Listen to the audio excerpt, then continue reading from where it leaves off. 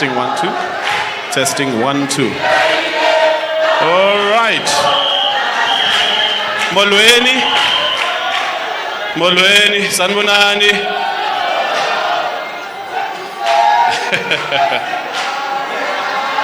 All right, colleagues.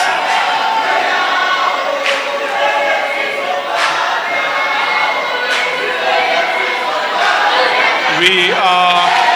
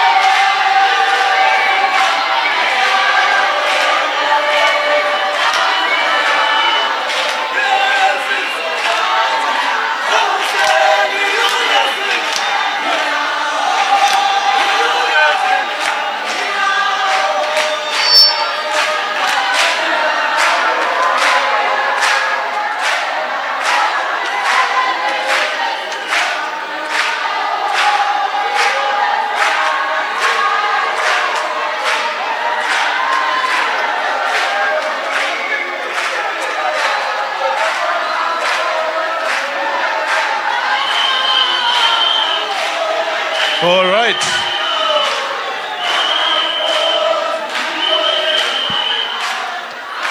Okay, thank you very much. We're going to settle down. We're going to ask all of our leaders, comrades, friends to please settle down.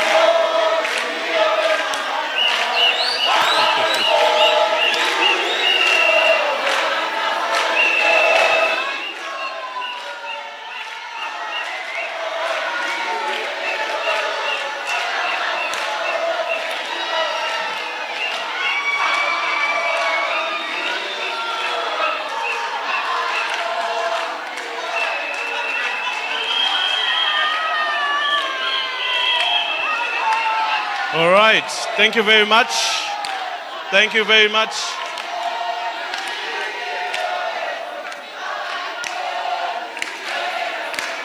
All right.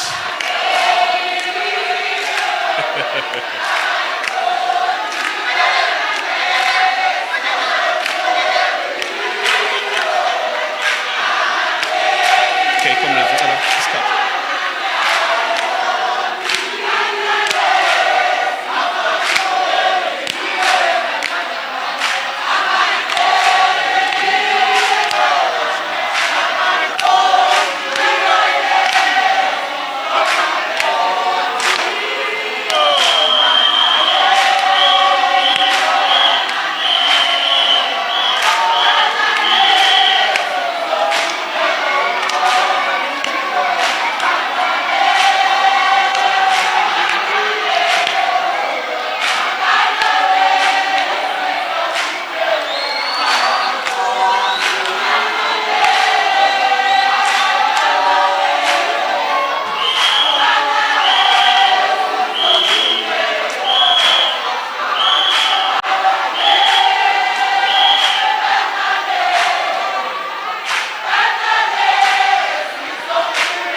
All right, thank you very much. Thank you. Siyabonga kakhulu, siyabulela. All right. Sanibonani. Molweni. Good evening. Goeienaand. All right, my name is okay. Order.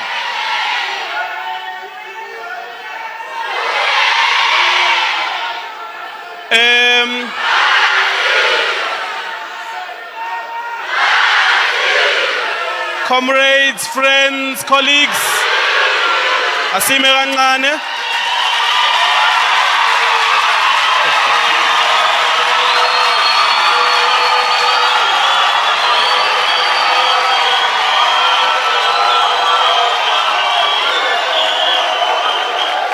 Bopa. No. So, colleagues, Sanbonan Food, am I audible? Can you hear me? I'm going to be very specific and ask and call out parties by name if I don't get adherence from your colleagues and members, okay? I'm going to call you out by name in terms of the political parties. My name is Pamanda Mhlongo. I'll be facilitating the program for you today.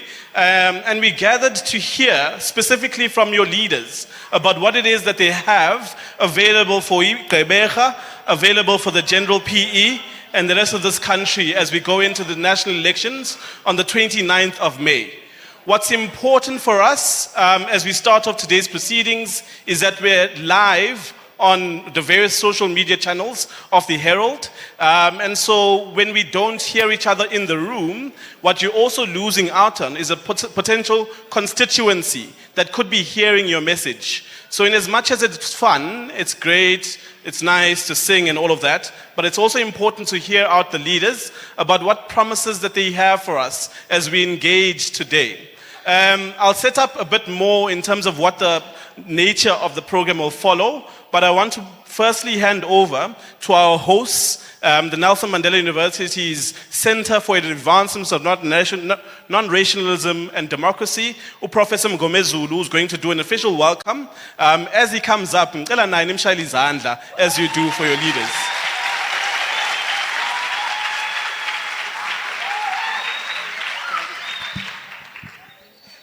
Molweni kunezathu sokuthi ngai ngapha I don't want to be seen to be conflicted, so I can't use any of these unless I'm accused of giving a political party some more airtime.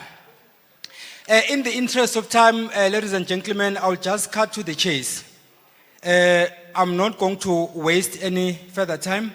We appreciate you coming here. As the Center for the Advancement of Non-Racialism, we are hosting this event on behalf of the university, Nelson Mandela University. And we do appreciate all the political parties that have come here. I would like to acknowledge all those who have assisted in putting this program together. That is our colleagues from the Herald, with whom we've been working and we continue to work to arrange events of this nature. And then, of course, Leader for Change, which is our leadership section of this university. And then also the NYDA, with whom we hosted another event yesterday. And then, of course, our colleagues from Durban, eThekwini, that is a DDP, Democracy Development Program, where our program director comes from. And then also one of our respondents will come from, that is Dr. Kariuk, will be introduced later. And then, of course, our sister institution, the Nelson Mandela Museum, based in Mthatha here in the Eastern Cape. Mine is very simple. I will start off by saying that to all political leaders, please relax. Today, I will be a good boy. I'm not going to grill any of you. I will just be well behaved. I promised the organizing committee that I will be a good boy today. I've done that already with SAPC before coming here. So I've in fact worked for my lunch. So you are safe. Everything will be done smoothly. And then secondly, I would also like to report that yesterday we had a very successful youth colloquium, which we hosted with some of the colleagues I've just mentioned. Let me clearly state the following on behalf of the organizers. One, we are well aware that not all political parties are represented here. That is political parties that operate here in Gqeberha. But we couldn't accommodate everyone together with our colleagues in the Herald because of time and space. So it's not that we are excluding others.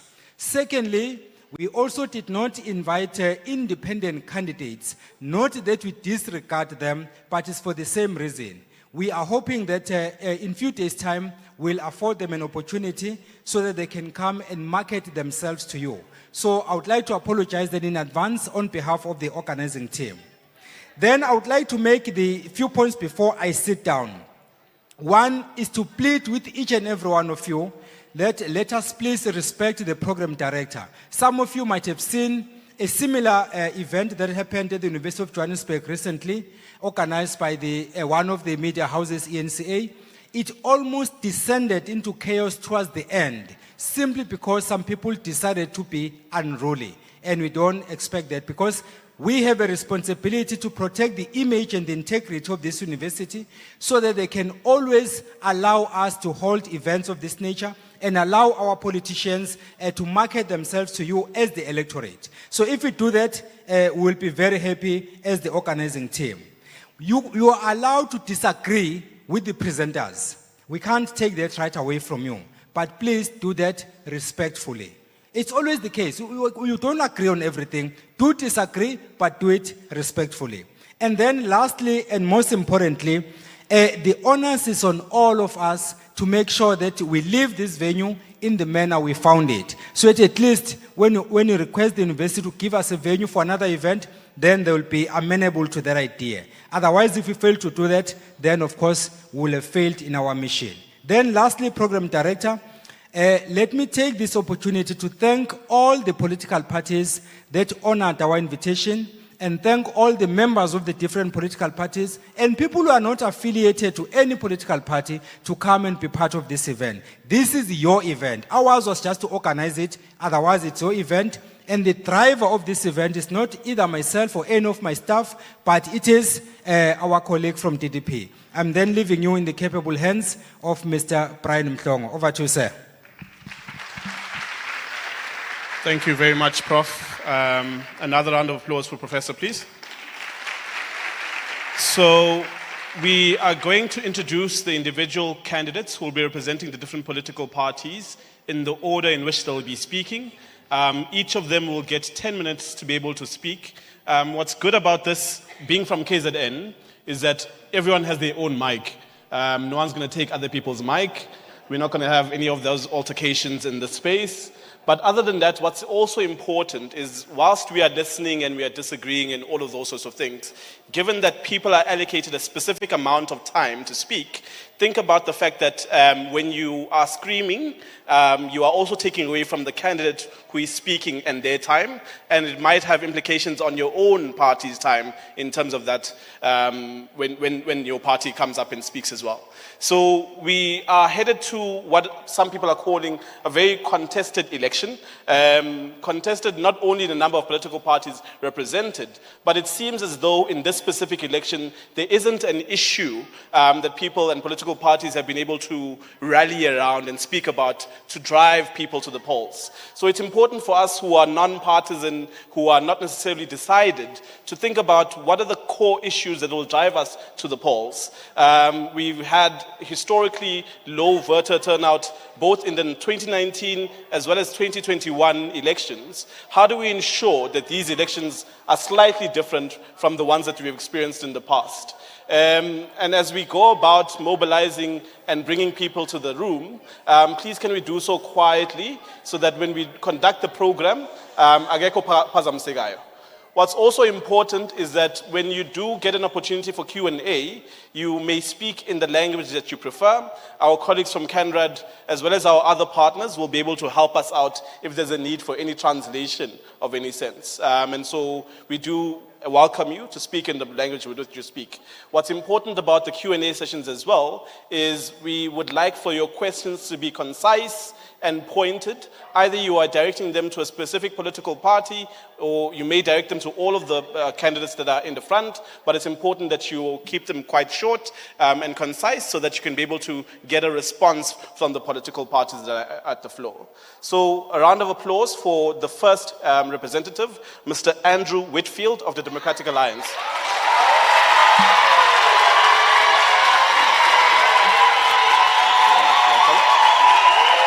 Thank you very much. I'd like to welcome then, from the Patriotic Alliance, we did have Ms. Tiffany Hamza. She's unfortunately unavailable for today, given she's unwell. She's not healthy. She's not in good. You can't be booing people for not being well. That's just a weird thing to do. So I'd like to request the alternative representative for Patriotic Alliance. Has anyone been allocated? Okay. As time goes by, we will hear from our colleagues from the Patriotic Alliance. Thank you very much. It's not here. My apologies, sir. Your name? Your name? It's Sim Bo. Sim Mbo from the Patriotic Alliance. A round of applause for him, please. We have from Action SA, Mr. Athol Trollope.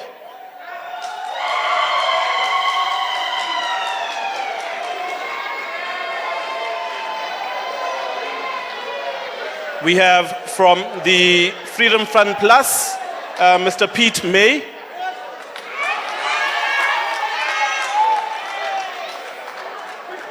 We have from the African National Congress, Mawethu Khune.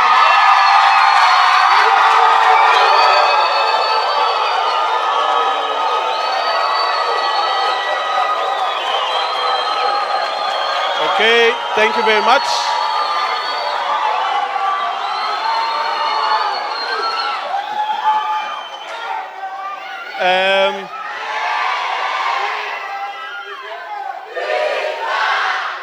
Okay, so what I'm going to do, colleagues,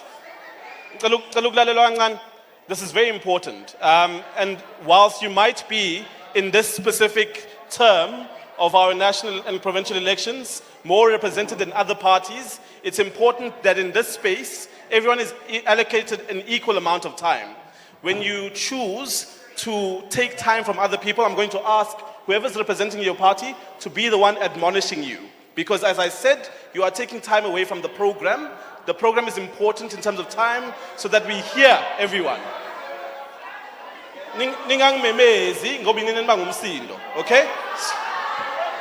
All right. So from the Economic Freedom Fighters, we have Kanisa Ngrisha. From the Economic Freedom Fighters, we have Kanisa Ngrisha.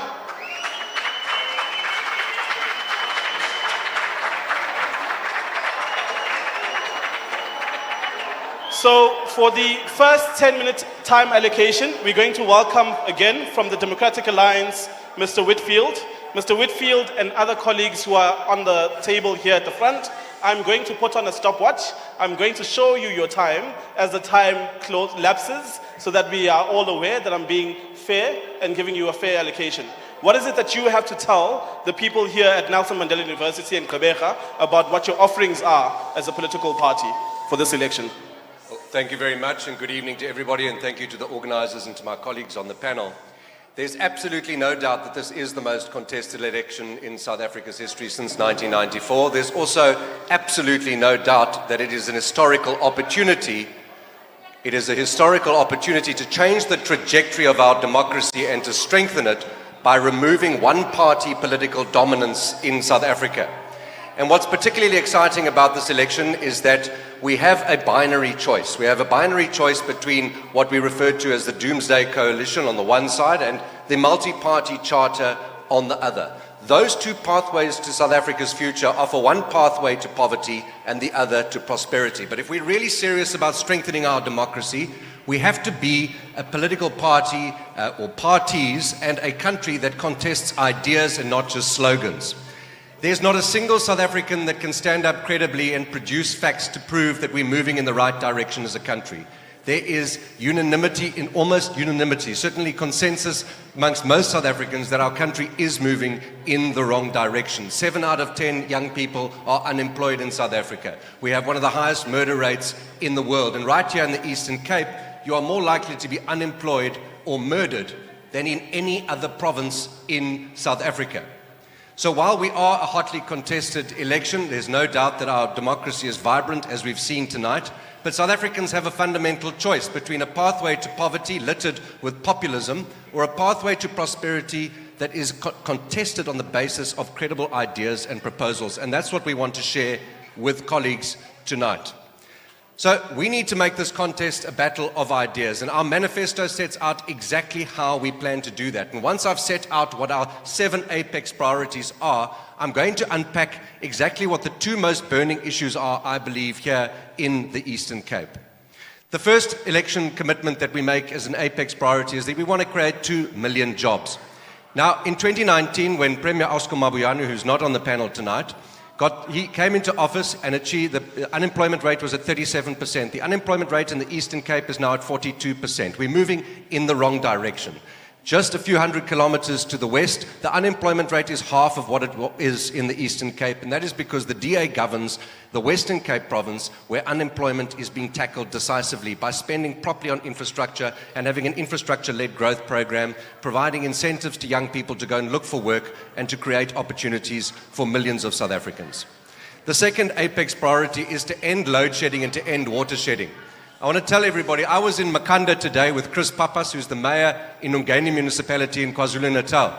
And he was shocked by what he saw in Makhanda, where residents go without water on a regular basis, days and weeks without water, where load shedding is the least of their problems because the local electrical infrastructure has collapsed to the point that if you don't have solar, you don't have power. And that is an unacceptable situation. We need to unbundle Eskom, we need to fix our critical infrastructure, we need to invest properly in the infrastructure that lies under our roads so that we can create economic opportunities in our municipalities. One of the issues I'm most passionate about is halving violent crime. We have a plan to halve violent crime in 5 years.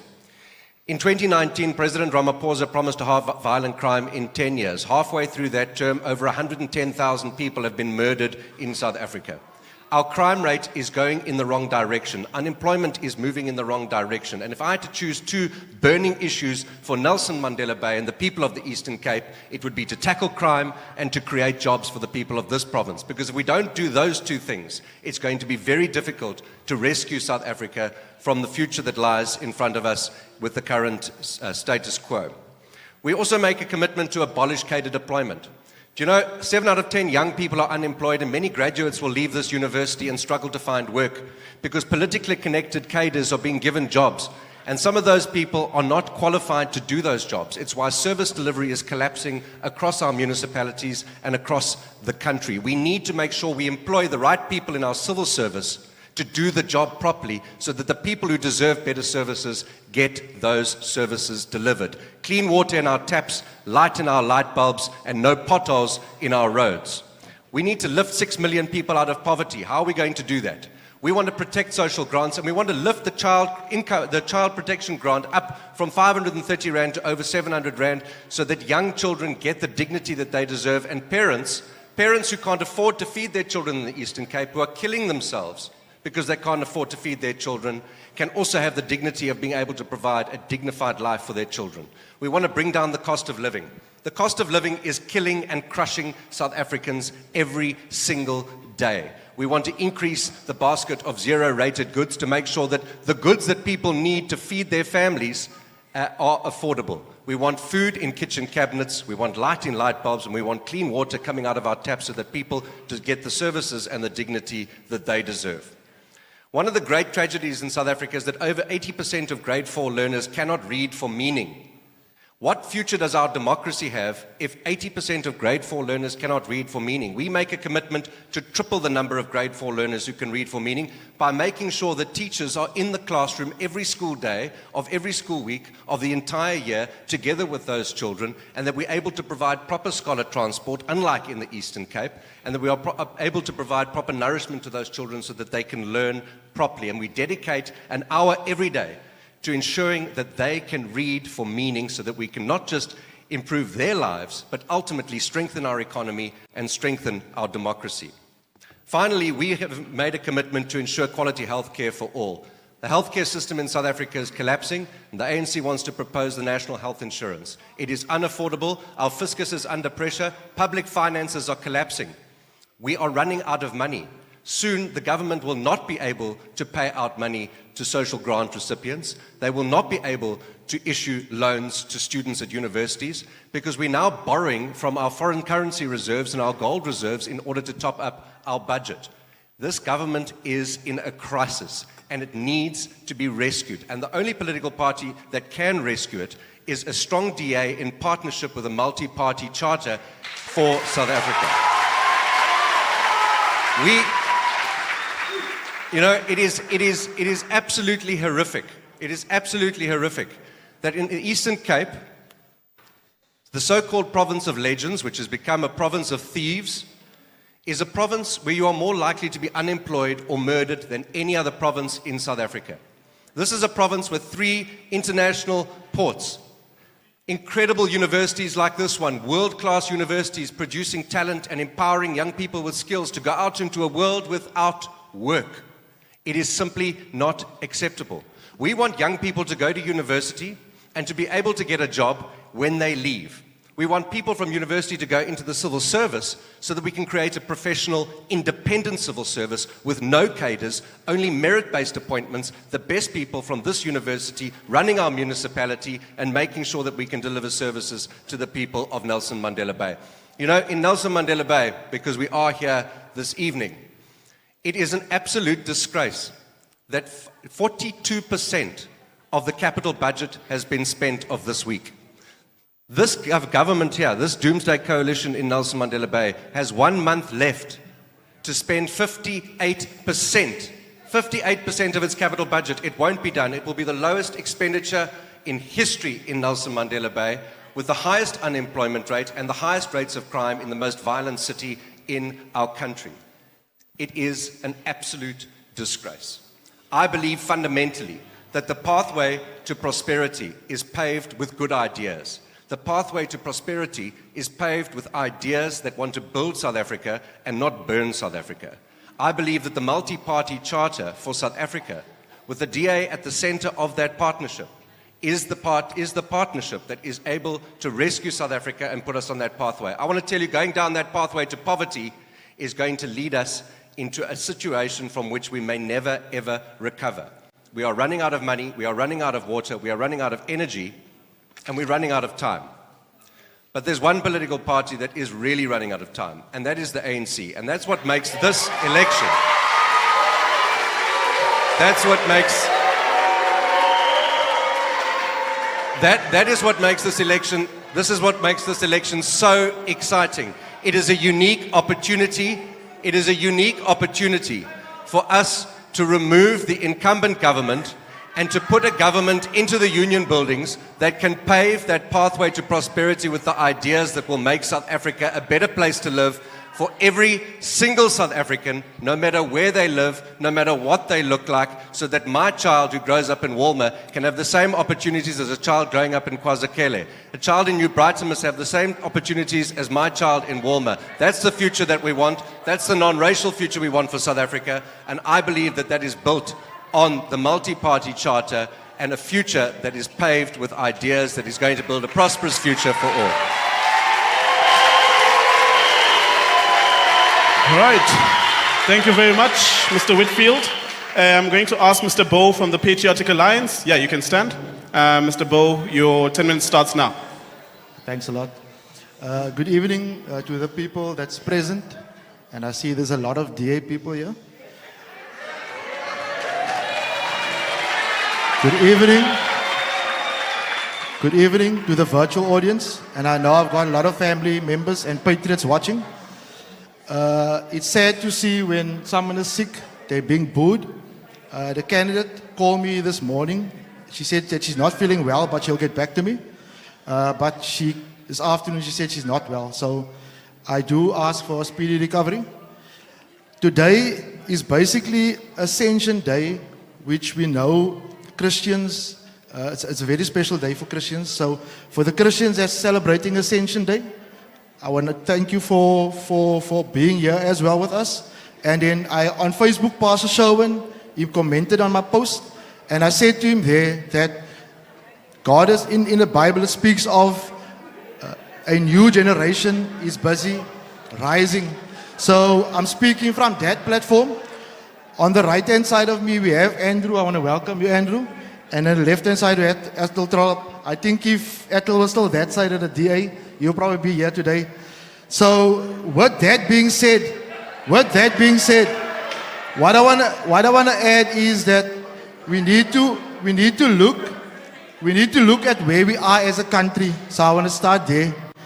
I want us to remember the people of George. Sorry, can you just get some? I've paused the candidate's time. For members of the Democratic Alliance, you're very quiet when your colleague was speaking. Please, let's do the same for the rest of the colleagues, okay? Thank you very much. I did say I will name the political parties who are infringing upon the rights of the speakers. Thank you very much. You can carry on, sir. Okay, we remember the citizens in George, so please let us keep them in prayer. Also, there's a lot of people in the bay that's currently sick with the flu, so let's be more vigilant. And I think we should start wearing masks again, but let's be more vigilant. So, yeah. So who saw a day like this coming, where we can sit and discuss as political parties, what's the way forward? And the question was, what's your offering? So I'll try and be brief with our offering. I'll go to our manifesto points first, just to speak there. So we a party that said, and we stated from day one that we're going to put God first. So we basically want to change the ungodly behavior that's happening currently in this country. And we want to move towards or steer to more towards a better moral path. Because there's a lot of people that's self-seeking enrichment, that's trying to enrich themselves or family or so forth as well. So our second point on our manifesto is zero tolerance for illegal immigrants. Again, today, Gayton said live today that he was going to go sis by George, but then we basically were told we're not allowed, we barred there, but we also picked up what happened there as well. A lot of question marks. So we as a party, we are zero tolerance when it comes to illegal immigration. So, yeah. The next point, now this is where I was still young, when there used to be military service, and I think Ethel was also in military, if I'm right.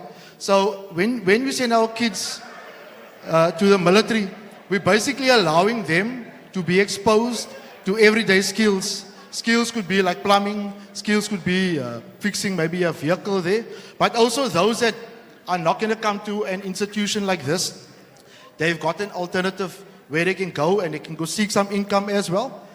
And I mean, out there, when you come back, we understand the disciplines that the kids will learn there as well. So, yeah, point number 4, don't be surprised, is a death penalty. Now, let's be straightforward. The death penalty would require 2/3 majority. So, as a party, that's our 4th point in the manifesto. A death penalty, it needs no elaboration there. Point number 5 is to alleviate the royal and the local leaders.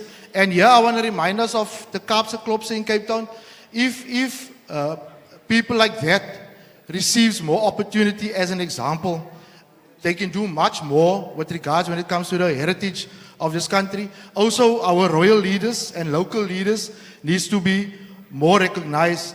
And then I'm going to pause on the next point, which is beneficiation, because that will coincide with our offering that I'm going to speak about as well now. I'm not sure my time, 5 minutes, thanks. So, if I look at my premier candidate, Tiffany Harmse, I know her from very, very long time. We grew up in the church together. She joined politics, I took a different route. When I looked at what she's trying to achieve in the community, I drew from that strength. It was practical things. One of the things that we drew from there is, if we look, for example, in the Northerns, there was no fiber back in the day. Today there's fiber there. So those are the practical things that we have to look at that can take us as individuals that lives in Warmer and that lives in Galvandale to be on the same footing. So there were a lot of practical things that I saw out of Tiffany as a premier candidate back in the day, which is still going through now as well. And when I asked her this afternoon, when she told me, "Sin, you must go in," I asked her, "Give me one word to share on your behalf." And her word was that there's a lot of poverty. As she was going through the campaign trail, there's a lot of poverty. And I'm not going to elaborate further what she said there, but there was a lot of poverty. Going further down in my closing statements is that you will ask, why Patriotic Alliance? Why Gayton McKenzie? Gayton McKenzie is the only person in the political space that will stand up against Julius Malema, the only person. Gayton McKenzie is a practical leader. Small example, when Jocelyn got missing, Gayton McKenzie with the team led out, looked for Jocelyn.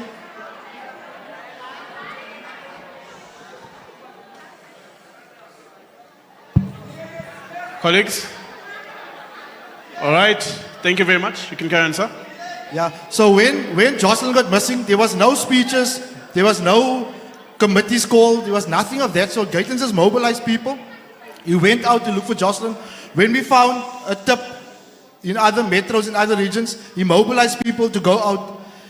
This type of leadership inspires individuals like myself. When we get a message that there's a boy called Keanu missing in dispatch, 10 o'clock we get together as a team in Nelson Mandela Bay. We head through to dispatch to look for the boy till 4 o'clock the next morning. And thanks to God, one of the people in Summerstrand found him and we took him back home. But there's a type of leadership that we need to inspire in individuals.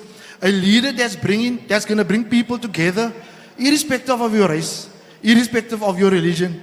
A leader that's not there to make speeches upon speeches, to have committees upon committees, but basically someone that's practical, that will look at the cries of our people and they will put expression to those cries.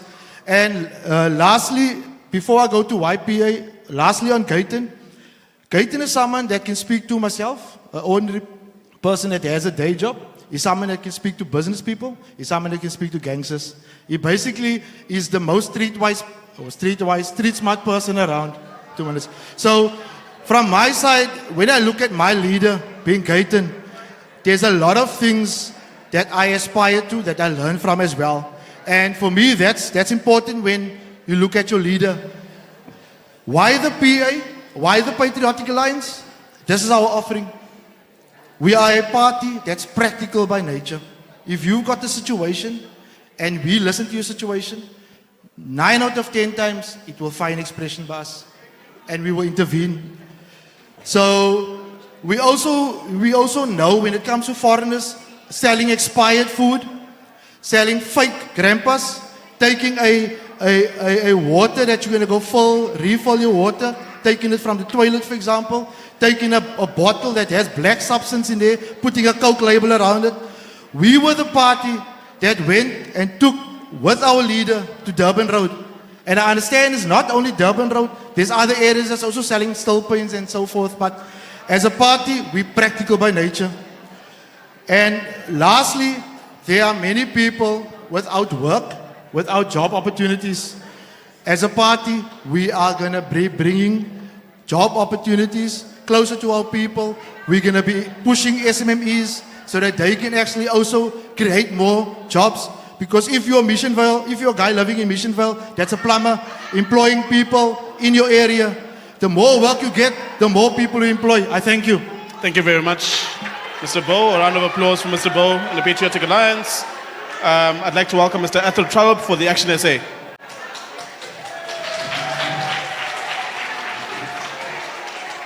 Good evening, ladies and gentlemen. There's no debate that South Africa is at a crossroads, and I'll give you a couple of reasons. There are a record number of contesting parties in this election.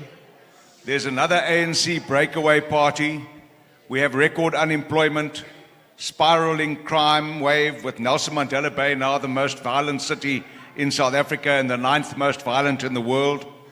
We have an energy, water and wastewater management crisis, which is at the worst levels ever. Our economic infrastructure is crumbling, and investor confidence locally and internationally is at an all-time low.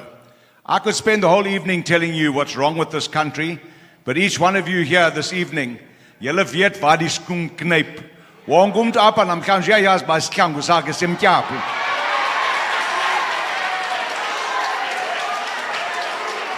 Action SA is a new political party formed in August 2020 after an extensive public engagement called the People's Dialogue, where 2.4 million people endorsed the establishment of a new party.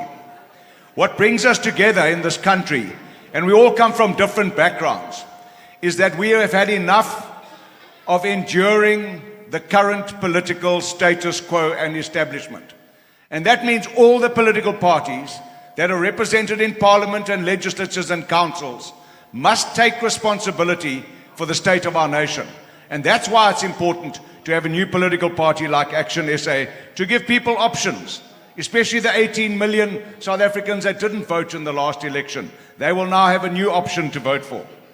Action SA has 7 foundational values that underpin all of our actions as a party that is focused on fixing South Africa. That is our sole mandate.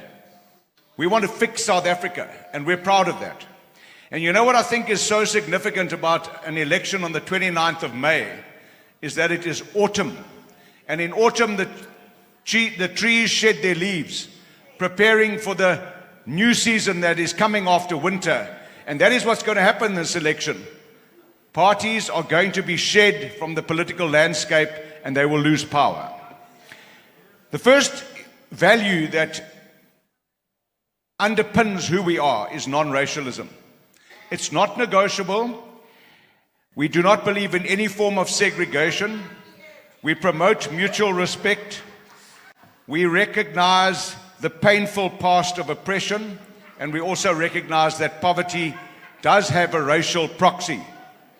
That most of the poor people in this country are black. We recognize that.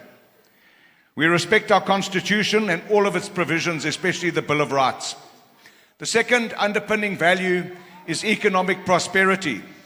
Unless we address the issues that deter economic investment and job creation, we will become a failed state, and we are rapidly en route to that right now. The things that drive away investment are crime, corruption, distrust of the government, policy uncertainty, energy insecurity, infrastructure decay, and poor productivity. Our 3 biggest ports in South Africa are the 3 least productive in the whole world out of a World Bank survey of 351 ports. The Suez Canal is closed. All the ships in the world are going past South Africa, and none of them are stopping here. They're stopping in Maputo and they're stopping in Mauritius. Third one, economic and social justice. We will do away with all legislation and regulations that have prevented us from achieving social justice, such as failed policy of broad-based black economic empowerment that has enriched only a small cadre of corrupt tenderpreneurs and has bequeathed us with construction and production mafia. We will enact an inclusive economic empowerment piece of legislation that will empower all poor South Africans. We will establish an opportunity fund where 10% of that annual funding will go directly to tertiary education. 30% will go to empowering entrepreneurs. 35% will go to economic infrastructure upgrading, especially in underserviced communities, and annually 25% will be reinvested. We are starting to talk about a country of prosperity that's not continually running out of money. We will also establish a universal basic income stimulus, which enables people who are looking for jobs, who want to start a business, to be able to do that. There's 3 years of funding, 760 Rand a month for the first year, 1,100 Rand a month for the second year, 1,600 Rand for the third year. Thereafter, you are on your own. And that is how we believe we will reduce the number of people dependent on grants in this country. We will empower them to become independent. The fourth issue is quality education for all.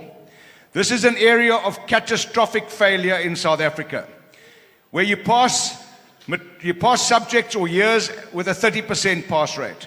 In this province, we have an 81% matric pass rate, which is an absolute nonsense, because they don't count the attrition, they don't count the dropouts. So I'm going to mention 2 names tonight. I'm not here to call people names. In fact, I won't even mention their names. There are 2 ministries that are really, really pathetic in this country. And we've got 2 ministries of education, and those ministers have both got deputy ministers. And Angie Motshekga's ministry is responsible for children who are 10 who can't read. That is an indictment, but she's been the minister for 15 years. The other minister for higher education, Bladen Zamande, his department lost 7.4 billion Rand of NSFAS funding. Banbaguti mala ilahleki. Ayikho imali elahlekileyo, ityiwe ihlenge imilenze cha. We will have no unions in the classroom and no unions in the management of schools. We will reintroduce inspectors. We will employ the best teachers, best principals, best head of departments to come back after retirement to become school inspectors? So I'm going to say this. I've paused your time, Mr. Trollop. So as much as I'm regulating people's reactions and noise, it's also important that we recognize that this is a political space. When you make, as a candidate, assertions which get people excited knowingly, please don't ask me to intervene in that space. I apologize for that. Thank you. Okay, so we've got qualified moderation now. All right, no problem. So we will focus on early childhood development. We will make sure that early childhood development practitioners are given every support they need. We believe that teachers should be better paid. We should be using better technology and just giving much more attention to education. The fifth issue is we have to resolve the energy crisis. We need to stop the theft at Eskom. We need to improve management. We need to promote independent power production and manage the shift from fossil fuel to renewables much better. And also monitor how many ministers and senior government officials are in mining and coal and energy, because that's where the problem lies. Second last, we need to establish law and order that upholds a just society, with a special focus on anti-corruption, with a fixed percentage dedicated to fight corruption. We need specialized policing units, gangsterism, drugs, gender-based violence, organized crime, economic sabotage. It is a crisis that you drive into Nelson Mandela Bay and at Colchester, those beautiful lights that were the gateway to the city, every one of them has been chopped down. Looks like a forest where the trees have been chopped down so that people can steal the cables.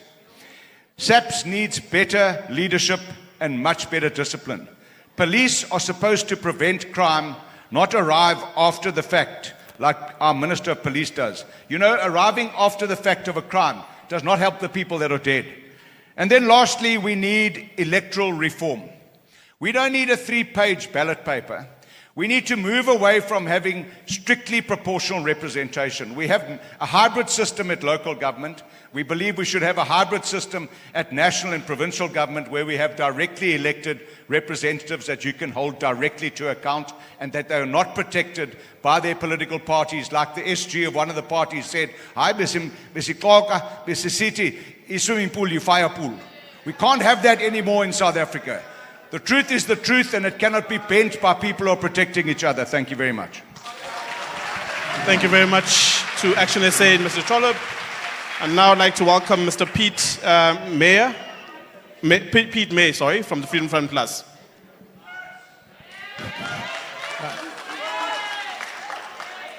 Good evening, ladies and gentlemen. One of our biggest problems in South Africa is the high crime rate. We must restore law and order in South Africa. Crime remains a serious threat to us all. The South African murder rate is currently the second highest in the world. For that reason, the South African Police Service should be headed by professionally trained officers. There are thousands of good and hard-working policemen in South Africa, and the Freedom Front Plus respect them. Maar daar's ook net soveel kriminele binne die polisie waarvan ons ontslae moet word. It doesn't help you to appoint 5,000 recruits per year. The police training college is not good enough. You need detectives with the necessary experience to become a good detective. The reason for the shortage of policemen with experience is affirmative action. That's one of our biggest problems in South Africa. No promotions for white and brown policemen, and they are for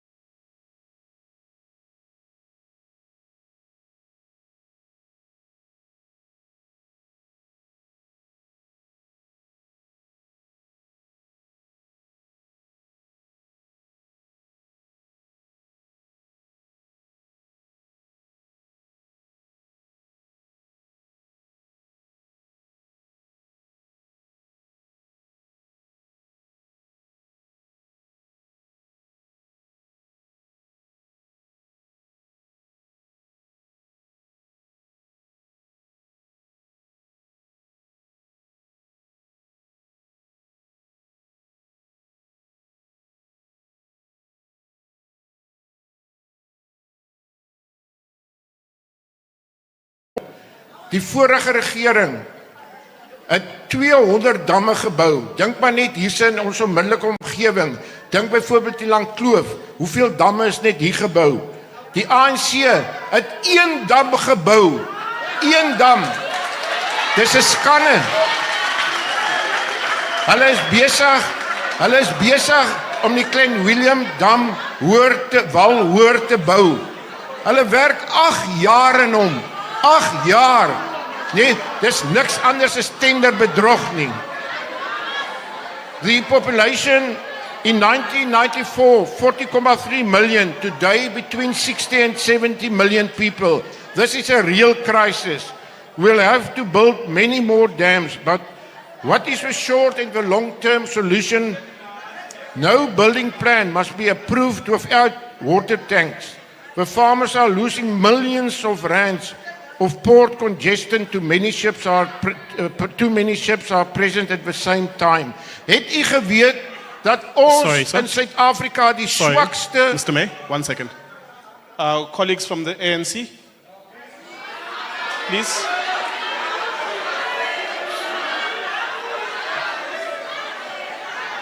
So, if it's a question of language, colleagues from the ANC, if it's a question of language, we have 11 languages in this country, officially.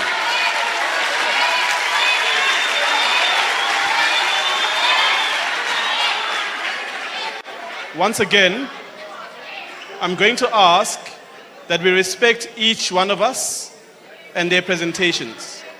Okay? So we're all quiet now. Thank you. The harbors were not well maintained. And the port of Durban, you won't believe me, out of 300, there's 348 ports in the world. There are 341 out of 348.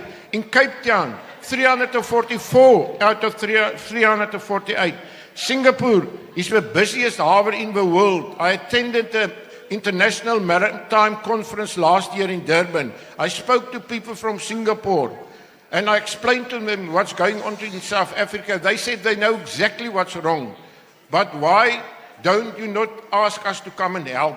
The world wants to help us, but not the ANC government. Ons ken die toestand van ons paaie. Our national roads are in a very, very good condition, but the provincial roads is very bad. Dit is tyd dat SANRAL al die paaie in Suid-Afrika oorneem. Wat gebeur? Die provinsiale regering kry daai geld, maar hulle spandeer dit op ander dinge in plaas van om die paaie te verbeter. Dan wil ek afsluit deur te sê, ons, doesn't matter to which party you belong, we must respect the farmers and thank them for food security. Education. Quality education depends on a new educational culture. A culture of hard work, higher standards and honesty is what is needed. The Freedom Front recognizes that some areas, especially the rural areas, are less attractive to young graduates. That's one of the problems. Therefore, these schools struggle to find well-qualified teachers. In this sense, communities and the state should meet each other halfway. From a community side, children should be instilled with dedication to the community and a willingness to return, thereafter qualifying as teachers. From the department side, teachers should receive additional compensation. And we must promote quality, community-based mother tongue education. That's one of the biggest problems in South Africa. South Africa finds itself in an economic crisis due to the ANC government mismanagement and abuses. To restore the economy include abolishing black economic empowerment and affirmative action. Wat is black empowerment? Dis niks anders, it's a fishing dam for corruption. Ek weet nie of jy die afgelope 2 weke geluister op TV nie. Shell, wat ek dink hulle is van 1907 in Suid-Afrika, gaan die land verlaat. Waarom? As gevolg van black empowerment. BHP Billiton, the largest mining company in the world, is besig om Anglo-American mines te koop. Maar hulle wil nie Suid-Afrikaanse myne hê nie. Hulle sê sluit dit uit. Waarom? Black empowerment. Ons sal in hierdie land nie werk kan skep solank ons met black empowerment en affirmative action sit nie. The purpose of BE is to empower black people and redistribute wealth across the spectrum of South Africa population. Maar wie is dit wat voordeur daar trek? Net die ministers, die elite, hulle kinders en hulle familielede. Dis al wat voortrek daar. We have only 7 million taxpayers and a growing population of 60 million plus. The economic growth in South Africa is less than 1% and the population growth 2%. So every year is daar 'n extra 1 miljoen werklose mense in Suid-Afrika. Ons kan nie so aangaan nie. Ons sal werklik ons die wette nodig om minder kinders te hê nie.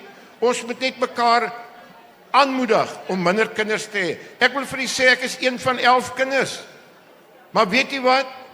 Die 11 van ons het saam 21 kinders, want ons het besef nie een van ons kan meer kinders bekostig nie. South Africa needs to restore its public transport. The only public transport in South Africa is taxis. Die treine in Suid-Afrika is verlore. Ek ontvang so 3 maande gelede 'n oproep hier van die Oos-Kaap.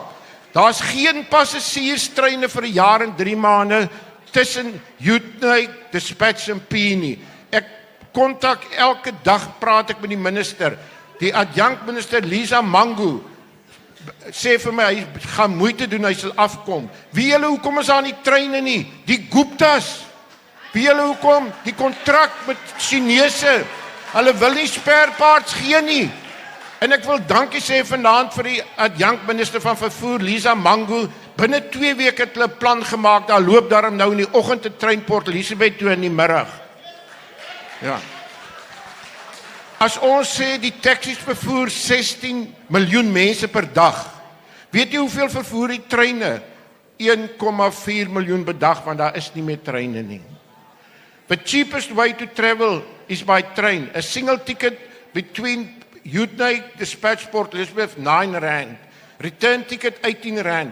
But if you travel by taxi, it's nearly more than R100 a day. More than R100. Think for yourself, if you earn R400 a day, that's a hell of a difference between R18 and more than R100. And in the meantime, Millibale increased by 33%. I feel sorry for the poor people in South Africa. I'll tell you one thing. We must get rid. All the good people must come together and must get rid of the ANC government on 29th of December. Thank you very much. Mr. May. Thank you very much, Mr. May. Thank you very much. It's your 10 minutes. I'm here. Yeah, thank you. Thank you. Round of applause. Thank you. All right. We're going to welcome from the African National Congress, Mr. Mawe Tukhune.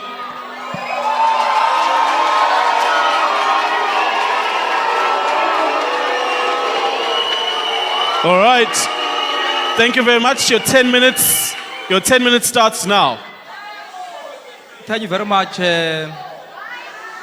facilitator. Ndizibulisele kuye wonke umuntu okhoyo ngaphakathi apha eholweni. I am particularly pleased that today I stand here because this university was once an enclave that people of my color of skin, by this time they were ordered to be out of this summer strand and to go to the township with the permit.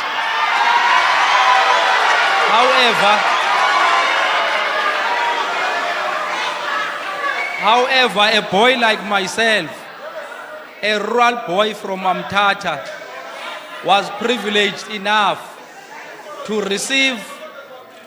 go to a no-fee school, to receive NSFAS, to come to this university, to receive NRF, to pass in this university, not only to pass in this university, but to become a president of students in this university. I stand proud, therefore, that I am Ditswalo. I am the product of African National Congress, and there are And there are many in the past 30 years whom have been beneficiaries of getting into spaces that before those spaces were closed to them. That today they are living a productive life in this country.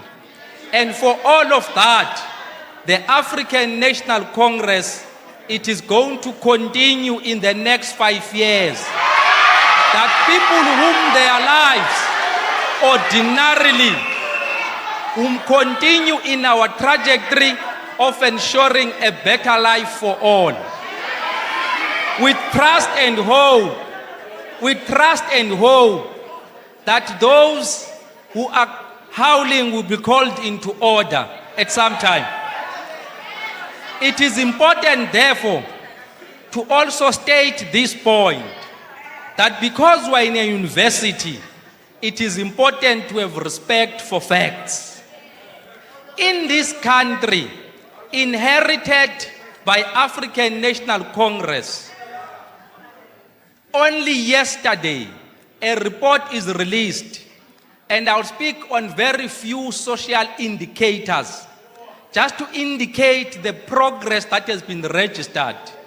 In this country, only yesterday, President releases a 30-year review.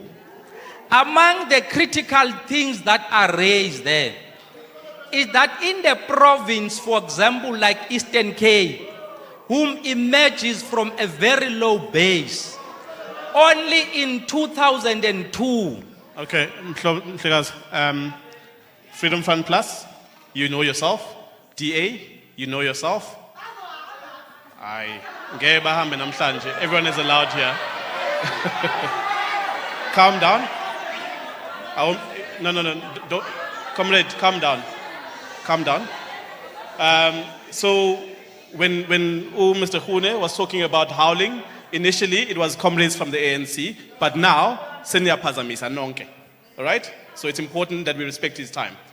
Your time is now back on, Numzan. Thank you very much. In this country, in 2002, people whom had access to what we will call improved sanitation in this province were sitting at 3 out of 10.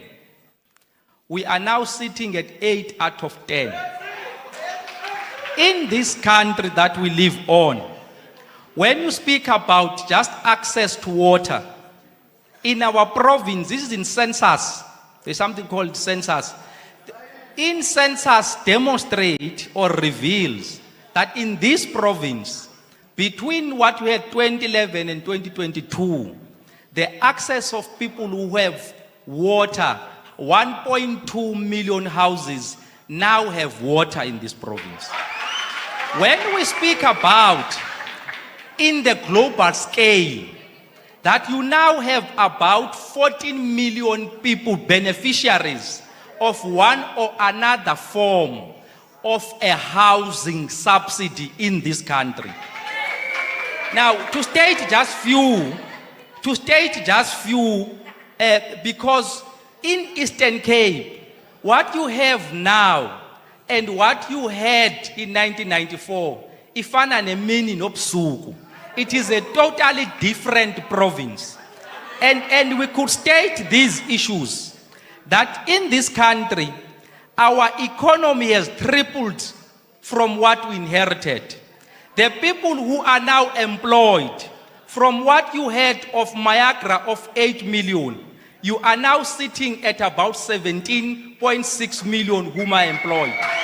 In this province of Eastern Cape, just in the past 5 years, the number of jobs permanently created are at 246,000. Those are the jobs created, not in other places, but here in Eastern Cape, to demonstrate how the face of this province has changed.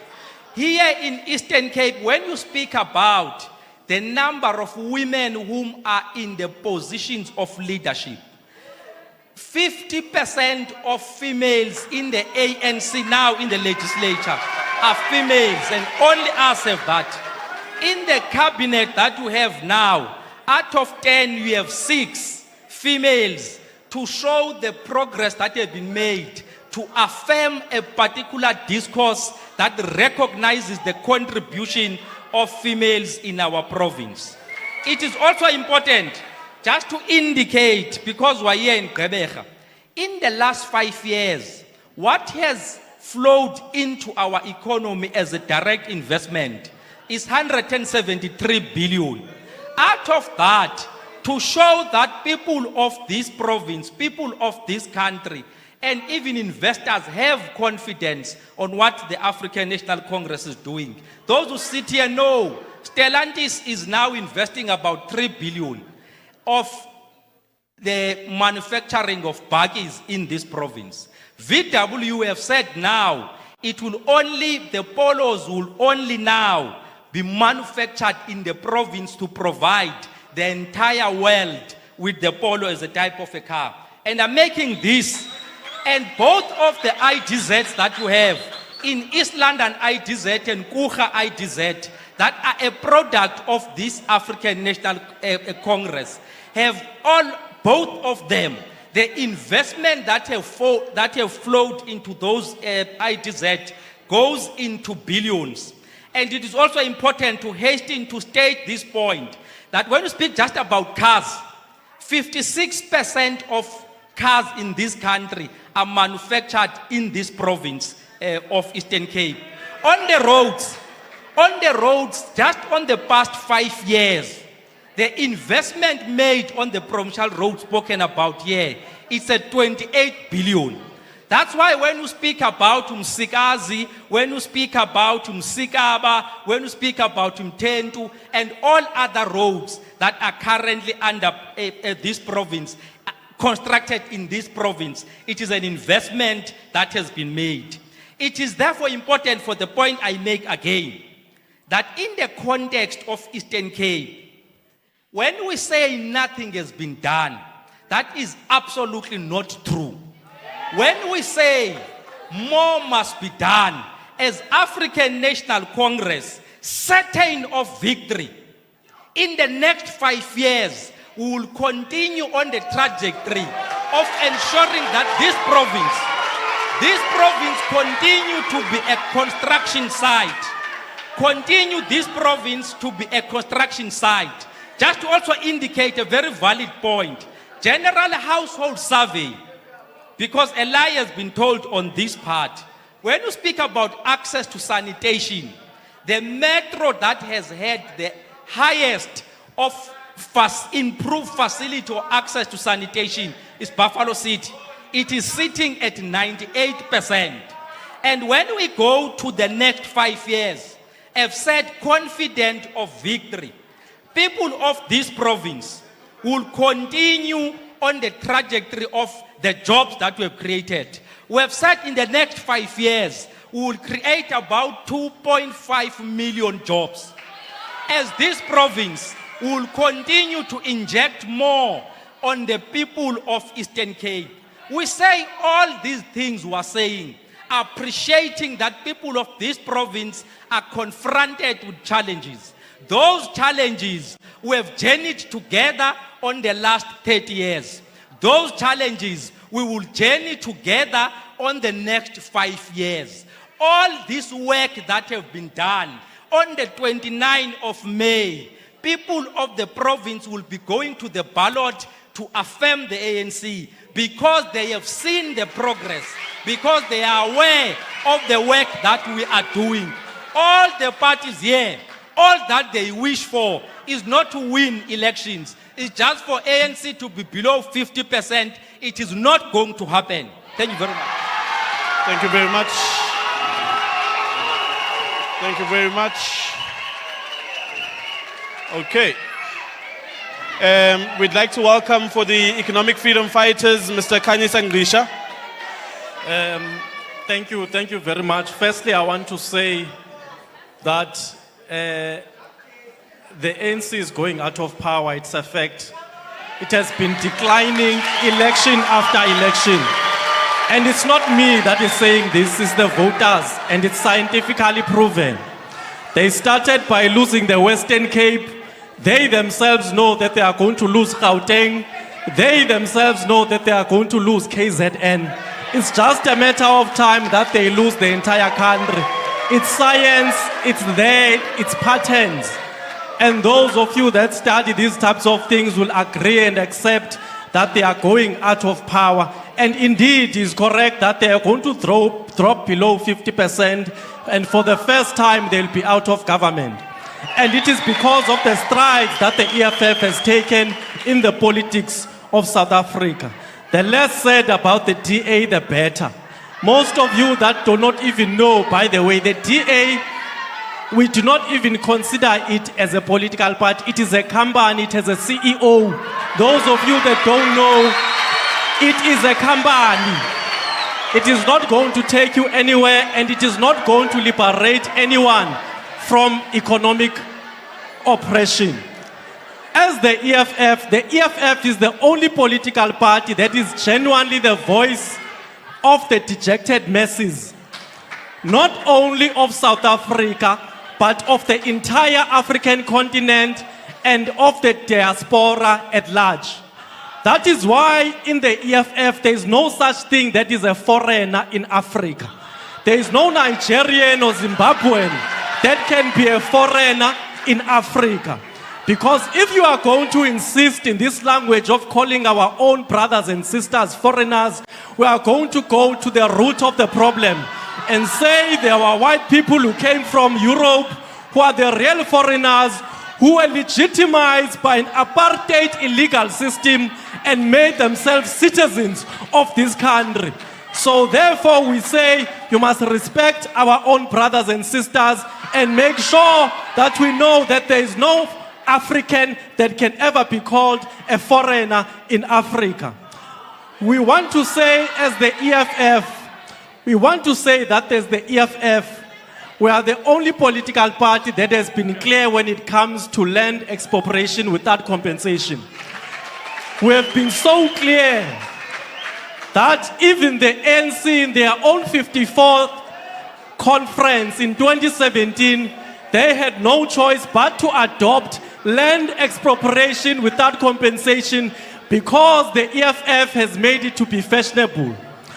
We want to say that although they have adopted land expropriation without compensation, no, it's fine. Sure, all right. They have not yet implemented it. It is now 2024.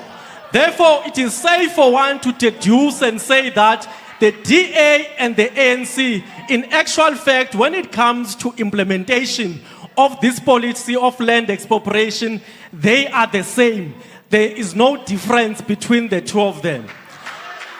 The EFF, we have always been clear to say that we want land to be transferred to the ownership and to the custodianship of the state in the same manner in which all minerals and petroleum resources were transferred to the ownership and custodianship of the state as per the Minerals and Petroleum Resources Development Act of 2002.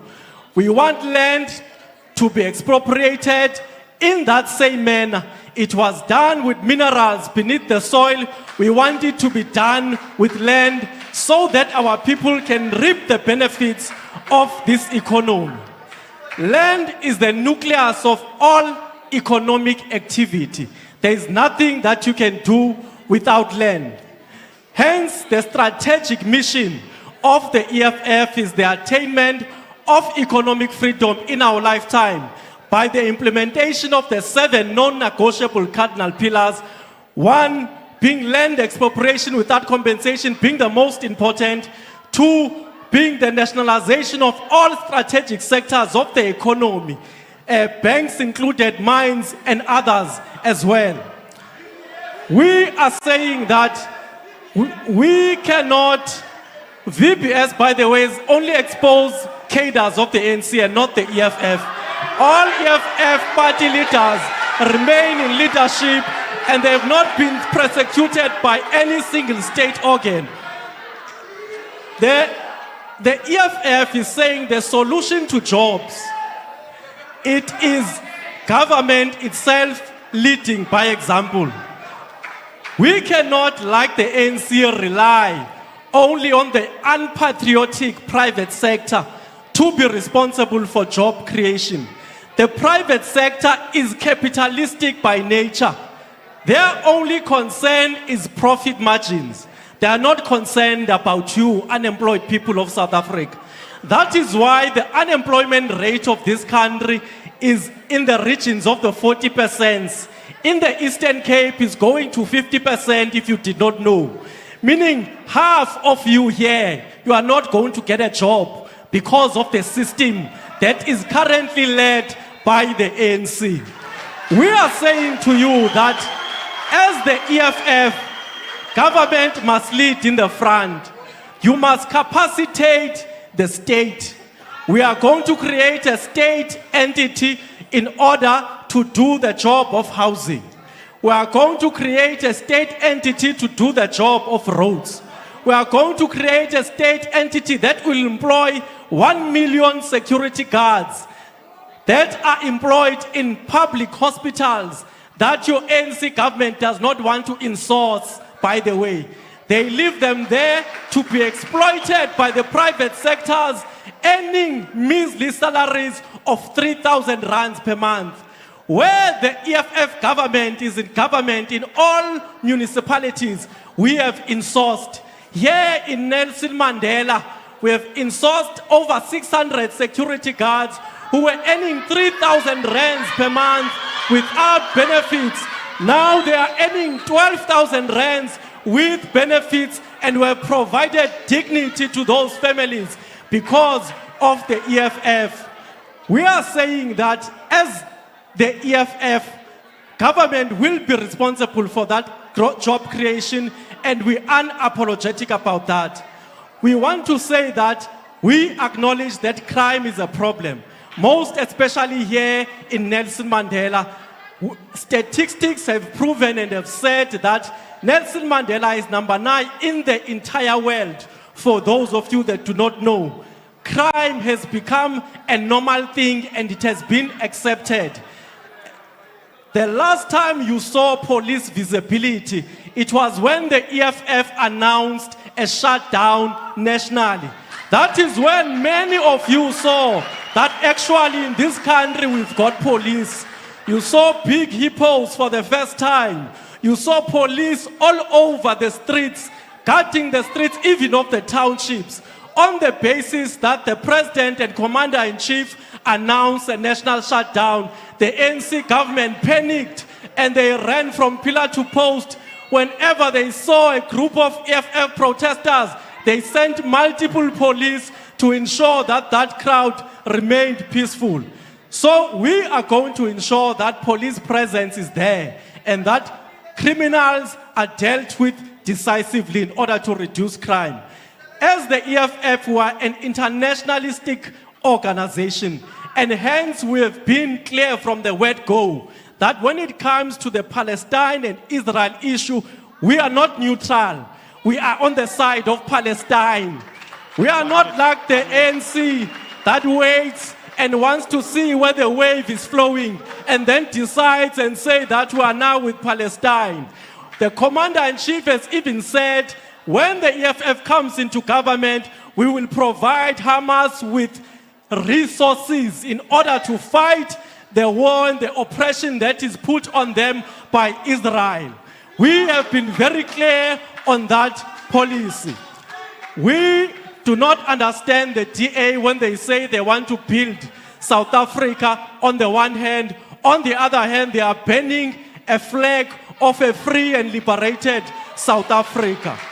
So we are saying that the EFF is the only solution that is going to liberate South Africans.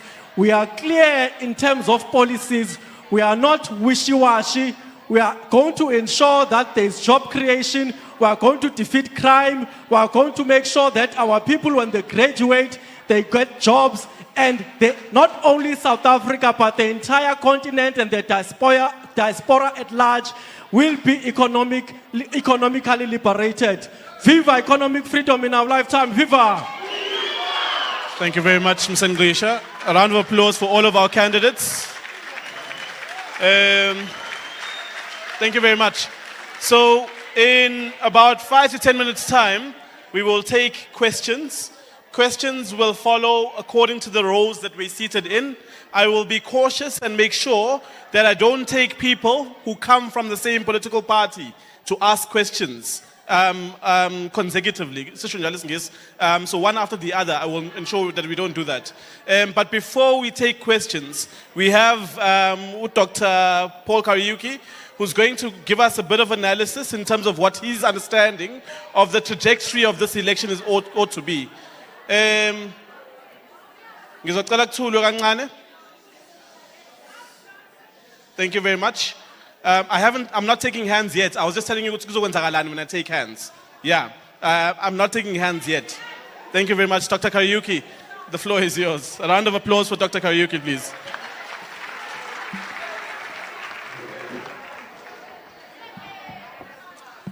Thank you very, very much, Mrs. Pamandla. Now, very interestingly, if you can understand what is going on into this room, it's really a depiction of what is actually there in the society.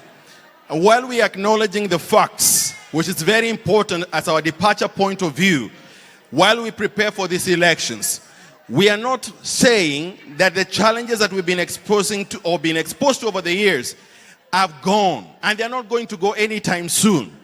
But the power that we have is what you and I and the rest of us in this room and those who are watching, the power of our vote.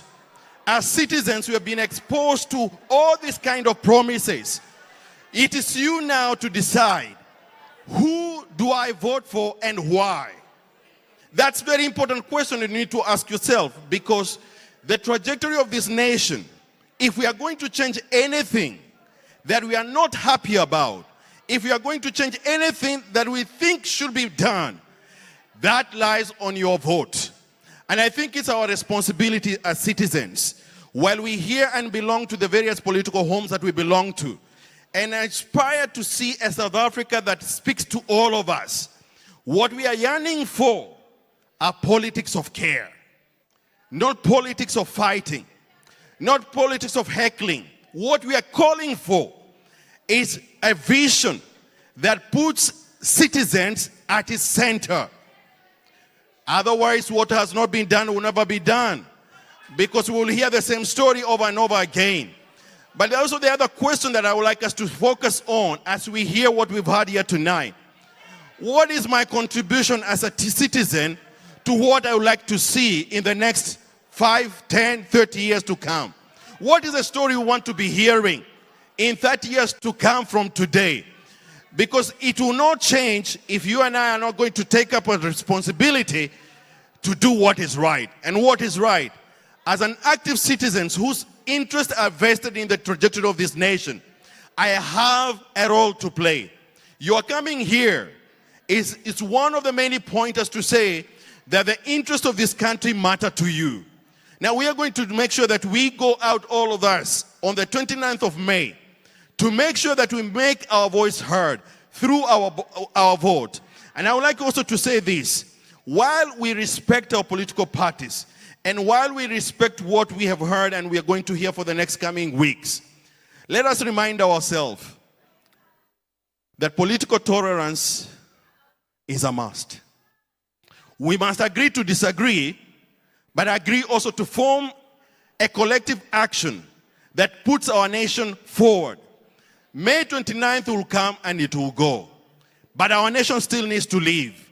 Our nation still needs to exist, so that we can focus on the things that we are seeing that are unhappy with, so that we can be able to work together to rebuild our nation in the areas that we see we have failed.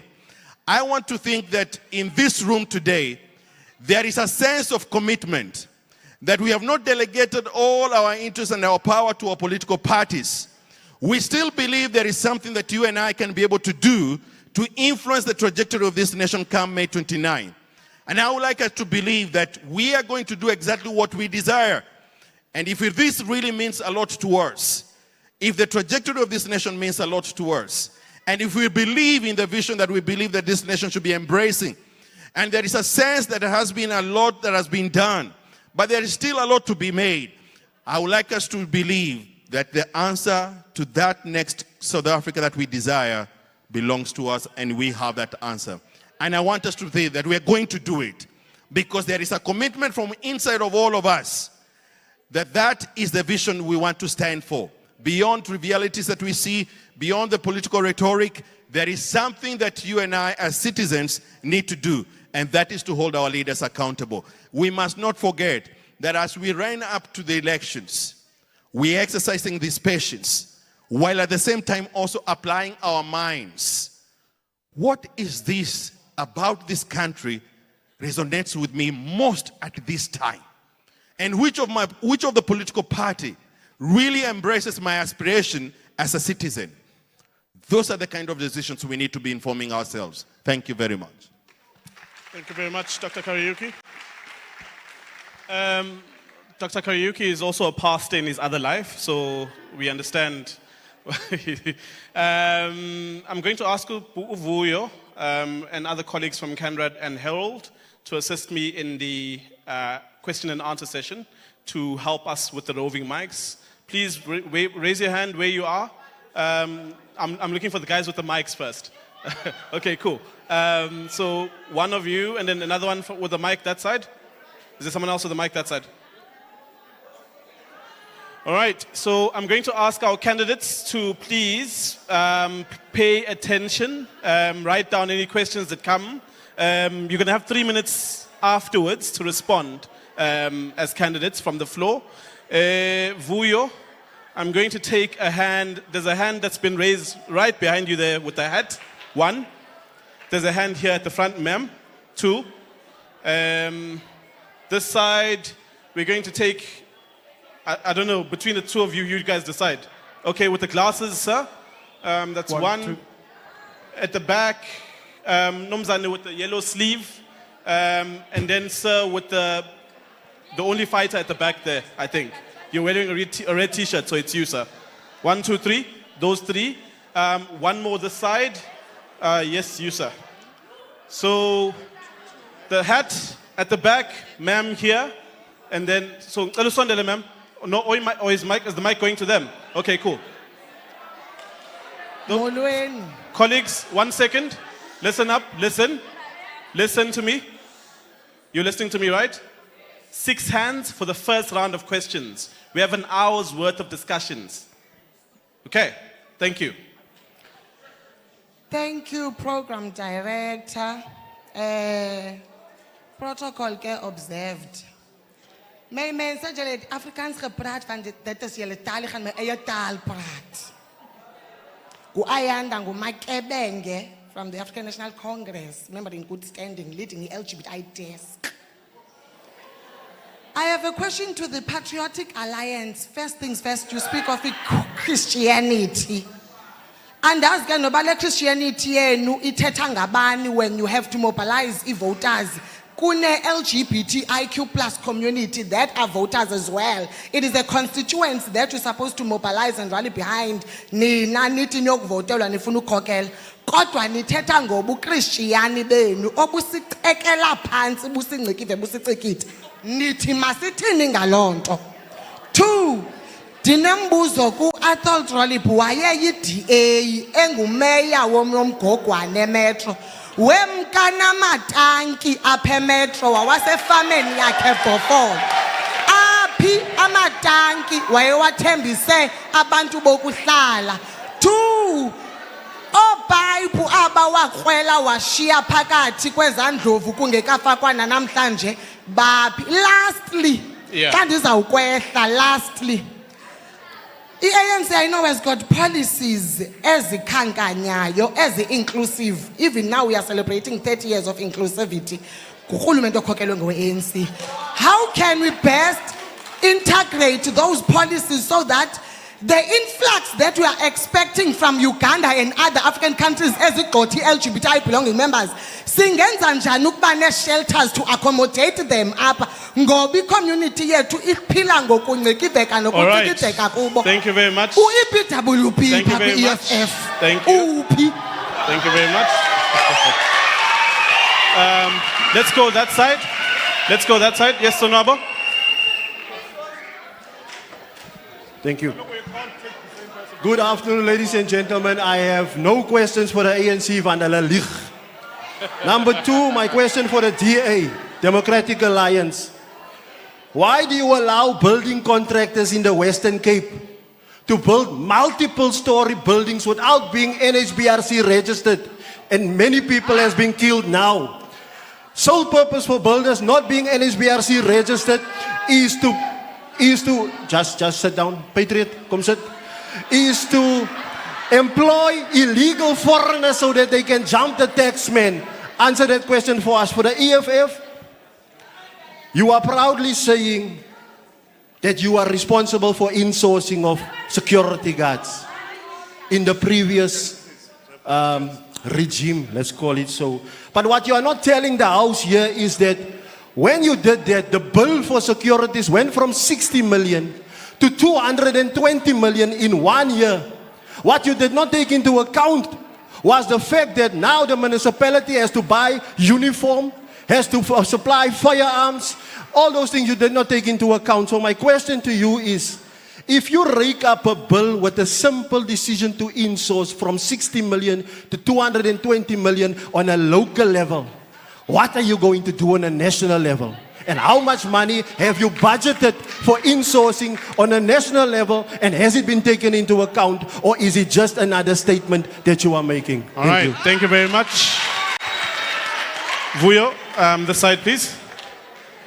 No, this hand first, the lady. Yeah. So I've already allocated. It's just going to go this way and that way. Cool. Yes, ma'am? Good evening. Can I ask this question for DA? Is it possible? Yes, you are free to ask anyone. Okay. Why is the collusion was sunk and Retief was removed as mayor? That's for the DA. I don't think, if you can slow down, ma'am, yeah, Okay. so that we can hear you properly. Okay. Sorry, colleagues, can we give her an opportunity to ask? This question is for the DA. Why the collusion was sunk and Retief was removed as mayor? Why was the coalition sunk and the removal of the mayor? Thank you, ma'am. Can we have the hand from this side, sir? Thank you very much. Good evening, everyone. I hope I am audible.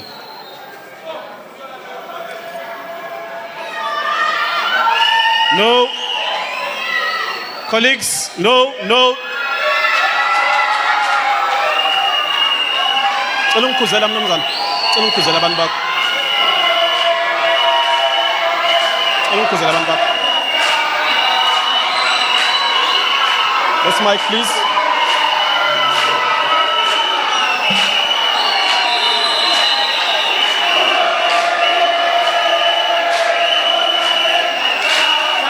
Calm down. On. Comrades, bopha. Comrades,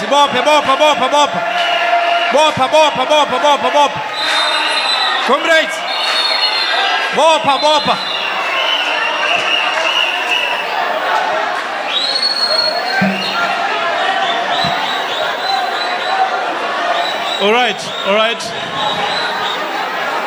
All right. Please. No.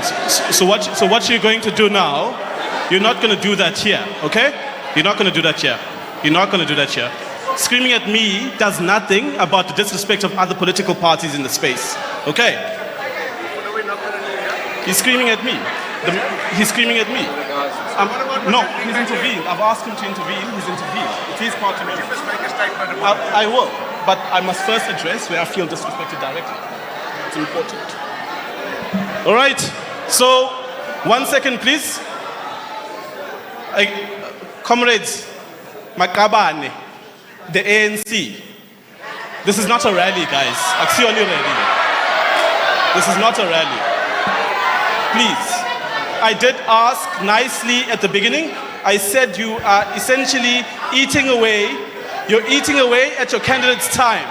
The fact that you're late shouldn't inconvenience the rest of us in the room. Okay? Thank you. There was a hand at the back. Yes, sir. Yes. Apologies for that. No, it's fine. Thank you. Good evening, everyone. Thank you to the speakers.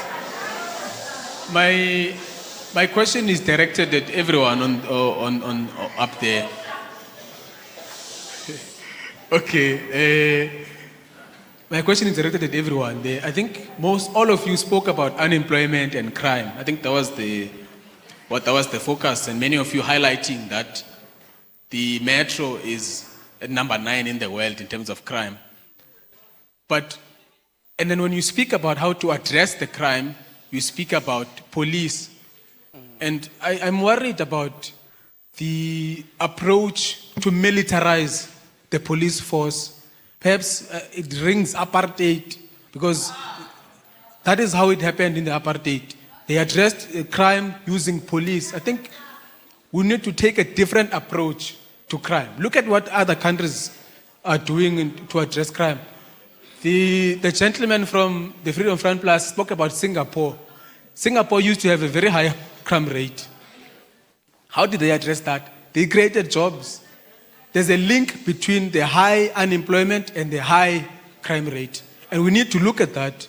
So if you're going to address crime and not talk about jobs and addressing crime, you're going to miss it. Because that's where the biggest contributor to the high crime rate is the high unemployment. And in speaking of unemployment, you didn't speak about how exactly are you going to create jobs. Everyone says, we're going to create jobs, 2.5 million jobs, 250. How? Where are those jobs going to come from? Because if you are saying like the EFF usually does, and that is in fact, that's the solution to unemployment, reindustrialization. We need more and more factories. All right, thank you very much. The last hand from this side, it was Sir here. We'll come back for a second round.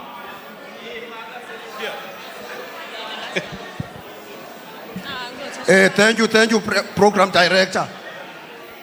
My name is Mkolisi Breakfast.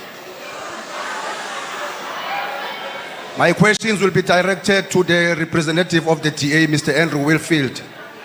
My first question, Mr. Whitfield, our city has been plagued by crime.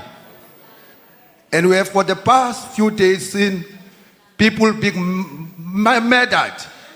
We have saw how the 3-year-old in the northern areas was murdered. What is the DA's plan to address the scourge of crime in this city? My second question, this province of the Eastern Cape is unprecedentedly skyrocketed in terms of unemployment. What is the DA's plan to create jobs in this province? And my last question, Mr. Whitfield, Eastern Cape is the leading province in terms of pit toilets, especially in the rural schools. We have seen a young child drowning in a pit toilet in one of the rural Transkei areas. What is the plan of the Democratic Alliance, Mr. Whitfield, to address pit toilets in the rural Transkei schools? Thank you. Thank you very much. The final hand at the back. The final hand for this round of questions. The final hand for this round of questions. Yes, no one there for now. Yes, sir.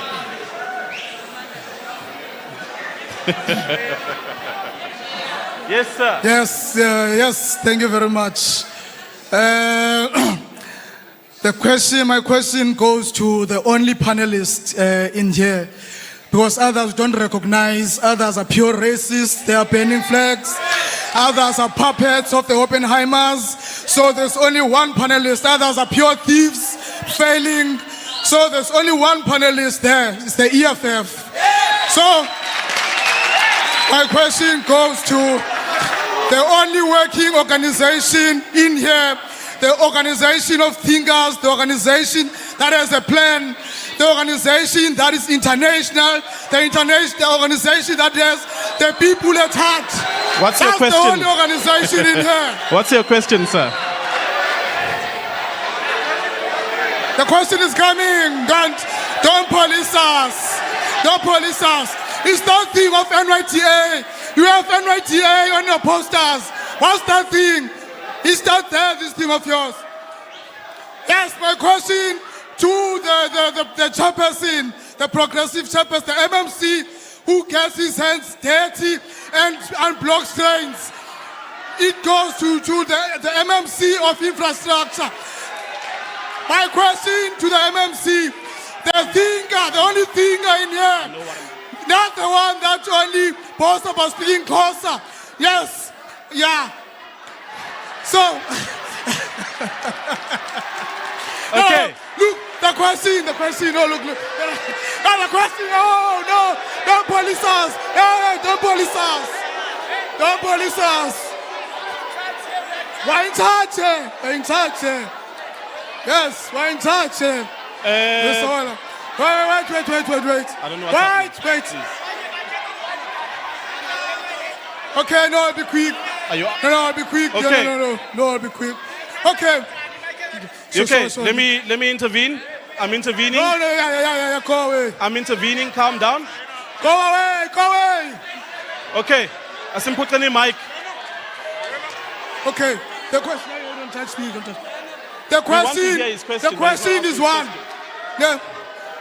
How are you, MMC? How are you? Listen.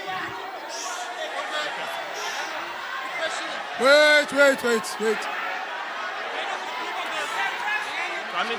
The question is one. Sonobo. How are you, MMC? How? 1 second. One second. How? Colleagues. Okay. So. Okay. What is the EFF's plan?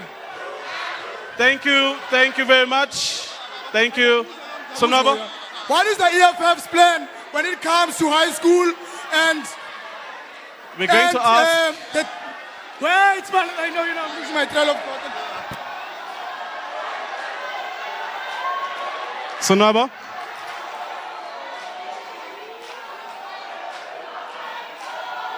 Thank you very much. Thank you. All right, colleagues. Thank you. Guys.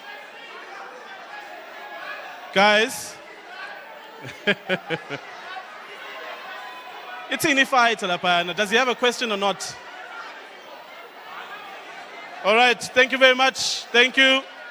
We're going to allow our panelists to respond, but before they respond, I'm going to ask one more thing of you. Colleagues, comrades, we had an hour. We had an hour for the Q&A session. We've eaten 15 minutes of that Q&A session. Action SA, Freedom Front Plus have not gotten an opportunity to ask any questions directly. You're taking away from the opportunity of your own leaders to do so. In manje. All right, thank you very much. We're going to start on the EFF side, and we're going to go down and end with the DA. Thank you very much. 3 minutes each, please.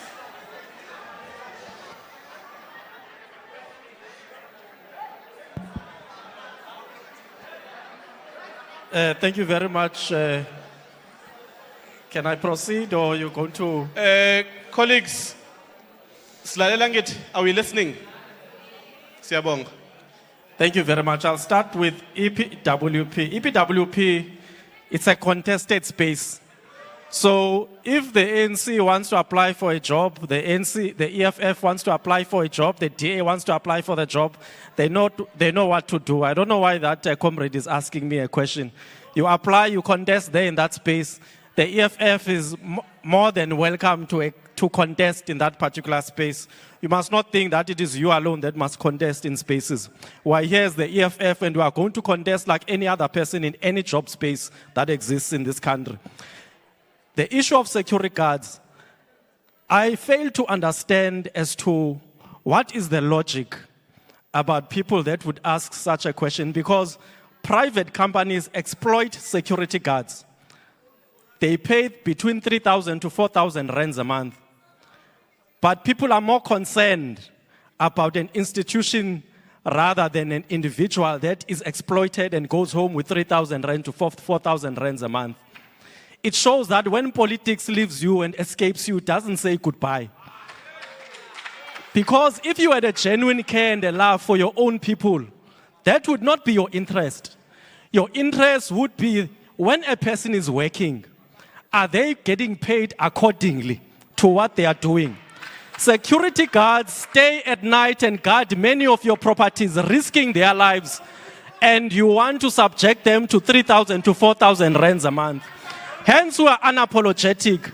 In Nelson Mandela, by the way, there was a feasibility study that was done before the implementation of insourcing security guards. And we are not going to forsake them, by the way. We are going to find money. Even if money is not there, we are going to look for it up until all of them, they are insourced. When we enter into national government, we are going to insource them, including those ATT farmers that are continually being rejected. So we are the home of insourcing. We are going to do it. Where is the money going to come from? You'll be very surprised to find out how much money you'll get from nationalization of strategic sectors of the economy. Where does the greatest of economy come from here in South Africa? If you don't know, it comes from the mines. That's why people like Patrice Motsepe and others are very wealthy. You won't understand their wealth because it is beyond your comprehension. They are making a lot of money. And what you are saying as the EFF, we are not going to outsource the wealth of mines like it is being done by the ANC and they pay annual fees. We are going to own them. It is going to be under the state because it is a strategic sector.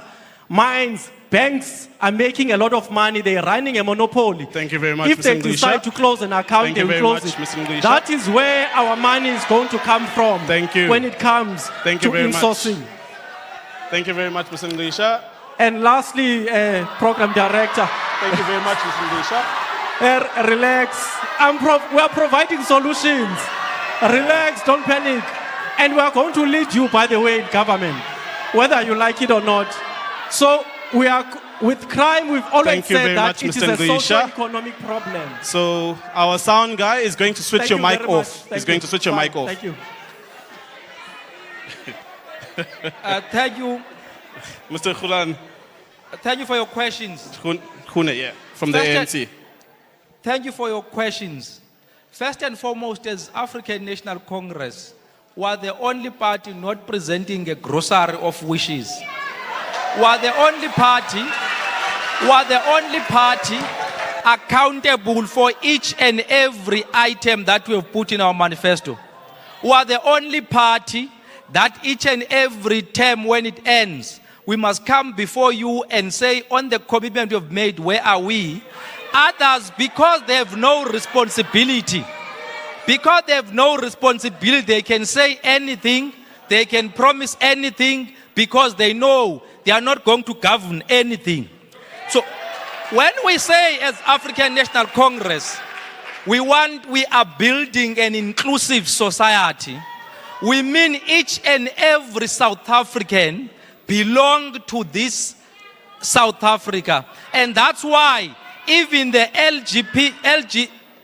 LGBTI community continues to be part of this society and the African National Congress. We will do everything possible not to leave anyone out, whether you are a Christian or none thereof, nobuli gqirha, noba ubelonga in any religion. As ANC, we are creating a society that caters for all those people. It is also imperative that we state that when we speak about job creation, we have presented a jobs plan. Key into that jobs plan are also elements that says we must take every person whom deserves academically to go to university. That person must never be denied an opportunity to study because that person doesn't have money. That's why NSFAS, just in the past 5 years, they've grown to 15 billion that it was in 2015 to now 40 billion of last year. The problem that exists within NSFAS, there is a process underway to fix all those things so that kungabikho mntana whom is left out because their homes cannot afford education. It is also the program that we are going to continue to do as an ANC to provide a comprehensive social security. Many people in this province, whom some of them say, ayikho into abantu ebangela banikwe i-social relief. We will continue the social relief of distressed. In this province, we provide in one form or another 2.8 million of social relief grants. Those grants are going to continue to ensure ba kukho mntu apha eMpuma Koloni ongenayo indlela yokuphila. As we continue and impress on creating much more jobs, in part of what we do going forward, ulutsha, abantu abangomama, abantu abaphila nokukhubazeka. All right. Thank you very much, Mhlekazi. Siyabonga kakhulu. Thank you very much. Mr. May, do you want to respond to any of the questions that came up in the first round? Would you like to respond to any of the questions that came up in the first round? None were directed to you specifically, but you can respond if there were anything. You have 3 minutes for that. Okay. I would like to answer a question about crime in South Africa. There is a link between mass migration and crime. So, our South African unemployment rate is so high, we cannot provide work for the rest of Africa. It is time that we look first at our own people and create jobs. Thank you. Thank you very much, Mr. May. Mr. Trollop. Before Mr. Trollop speaks, can we calm down, please? Thank you very much. Thank you very much. I'm answering the question from the lady at the back who denounced Christianity when she addressed her question to other panelists. And I want to remind her that in 2015, her party said, "Ayisaziphathe idiye bayata buyesu." Well, I was the mayor for 2 years, followed by former colleague Gaba Panga, followed by Retief Odendaal. So you've got to be very careful to say never in politics. Now Mhlekazi uthe never, lumkela ukutsho. When I was the mayor in the city, we went from being the second worst metro to the second best metro in 1 year. And at the end of our second year, we had the same credit rating as the city of Cape Town. What you've got now is chaos, underspending, and a city that's in a mess because your councillors don't want progress, they want chaos so they can exploit it. Subuti, after 2 months of taking over, we had 21 assassinations in the city, over a 40 million rand drain cleaning project, and ever since then, crime has gone through the roof. The gentleman at the back didn't listen to what we said, and that's a problem about coming to a debate with a preconceived idea. I spoke about unemployment, I spoke about crime, and I said, and I quote, "Establish law and order that upholds a just society." We spoke about economic growth, we spoke about economic justice, we didn't speak about illegal immigration. Let me talk about that. Illegal immigration creates a synapse, iskeu kwi economy yethu. Because when you take 10 rand and buy from a spaza shop, or my friend, it doesn't go to the next shop and the next shop and the next shop and back into your home. It goes into a suitcase. And when the suitcase is full, it goes to the country of where that spaza shop owner comes from. Sibe neskeu, hiyo lento economy yethu iqhwalela kangaka. And then lastly, let me just say something about the insourcing champions. The insourcing champions are not so good at insourcing. They govern with the ANC in Johannesburg and Tshwane and Ekurhuleni. They have not insourced a single soul there because their political masters are all involved in the security business. So it's not in their interest to insource. So be careful. Lumkelu jagalash onqibe ifelele kusha. Thank you. Thank you very much, Mr. Trollop. Mr. Bow. Okay, Mr. Bow, your 3 minutes starts now. Mr. Bo from the Patriotic Alliance. 1, 2. Thanks. Yeah. So I got a gist of a question, but thanks for translating the question. So let's start with the Christianity side of things. When we say put God first, think of a food scheme where somebody steals money and the children go hungry. That is ungodly. That is ungodly. When we speak about putting God first, we're speaking about your principles, your morals. We're also not saying, I am Jesus, and I can say, if this guy is LGBTQI+, that he mustn't join the party. It does not work like that. There's no such thing within the PA as a zero-sum game. We're all there. We all come together. And just like me trying to speak to a person that's not a Christian, he would read my life and he would see me and he would choose Jesus from there. So let us not take that word as it's only for Christians, because in COJ we've got counselors that's Muslims as well. In the Nelson Mandela Bay, we've got members that's Muslim as well. When we come to discipline in schools, remember, when we say bring God back to schools, we're speaking about, one of the things we're speaking about is the educational system. If you look at the schools these days, there's a video that went around where the teacher was hit down to the ground. When I grew up, that would have never happened. We had fear for the teacher. That principles is gone. The ANC, you heard now, the groceries are coming out. It's election time now. So get yourselves ready, people. The groceries are coming out. When we go to unemployment, let's park the groceries for now. When we go to unemployment, I know a guy in Missionville, they were one of the councillors sitting here, try and do his work. So that SMME employs people from his area. If that SME gets more work, he will employ more people in his area. So we have to look at all these job avenues, and we need to improve on those. We need to look at the local economy.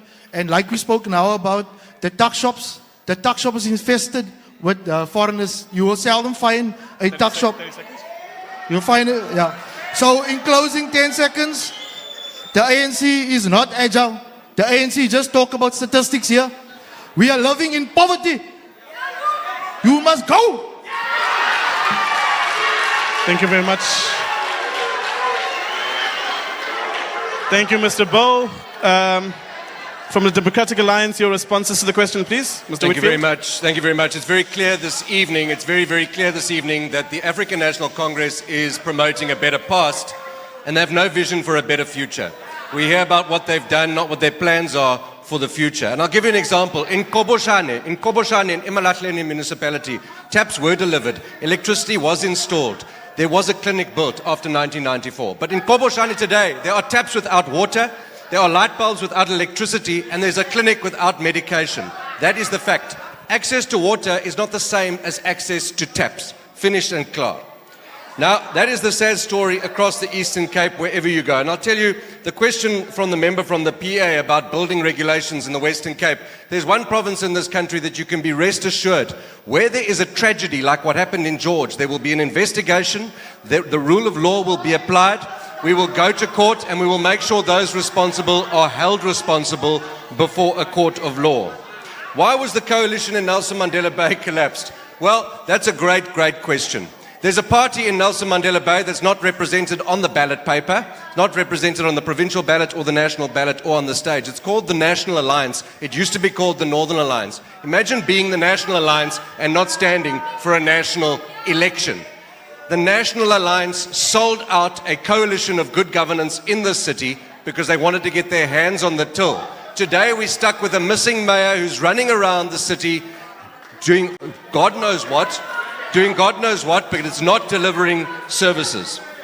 The causes of crime, I want to agree with the gentleman at the back in the yellow sleeves. We do need to give you details.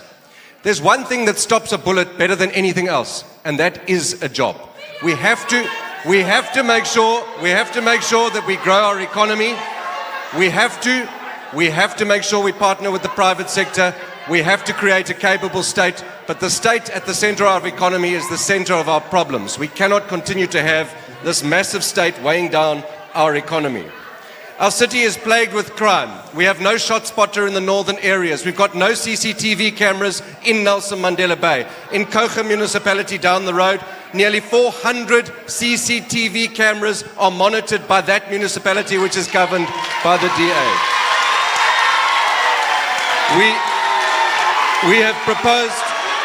We have proposed doubling the anti-gang unit in Nelson Mandela Bay because New Brighton, Motherwell, Kwanobutle, Galvindale, Helenvale, these are some of the most high violent crime areas in the country. Double the anti-gang unit, use technology to catch those tsotsis, get the crooks out of cabinet in the union buildings so we can get the criminals off the street in Nelson Mandela Bay. And we will eradicate pit toilets in the Eastern Cape. This Eastern Cape government under Oscar Mabuyane returned 1.2 billion rand in the school infrastructure grant. That is why children are dying in pit toilets, because of an uncaring ANC government. It's time for them to go.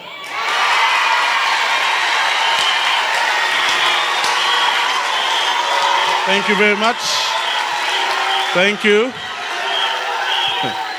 Thank you very much. Thank you. We're going to start here. Sonabo, if you can please note one hand for me. Yes, the guy is standing up, please. With the media. All right, good leg. I'll come to you, don't worry. One. You, sir, with the jacket. I got you, huh? A colleague from Rise. You guys decide amongst yourselves, one person from Rise, that side. You with the hat, sir. Got you. And then you. That's 4. So 1, 2, 3, 4, 5, 6. Someone from the back.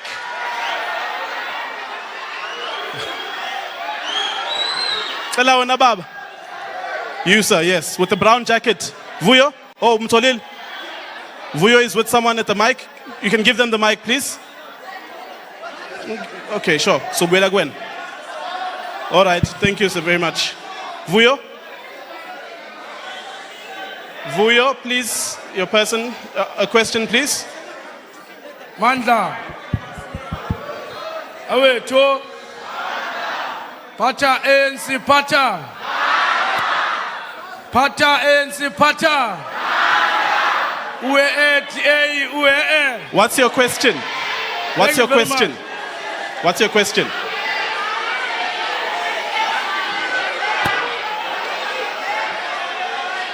So he has the mic. He's not going to get a chance to speak because you're screaming at me. Make it make sense.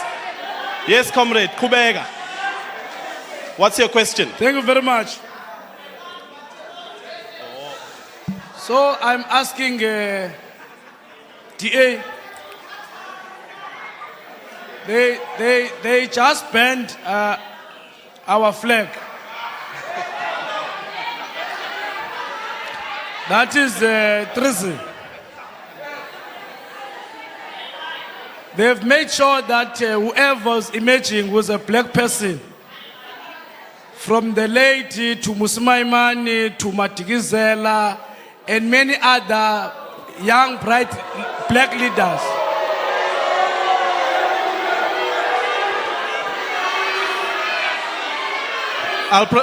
Okay, sorry. Excuse me. Excuse me.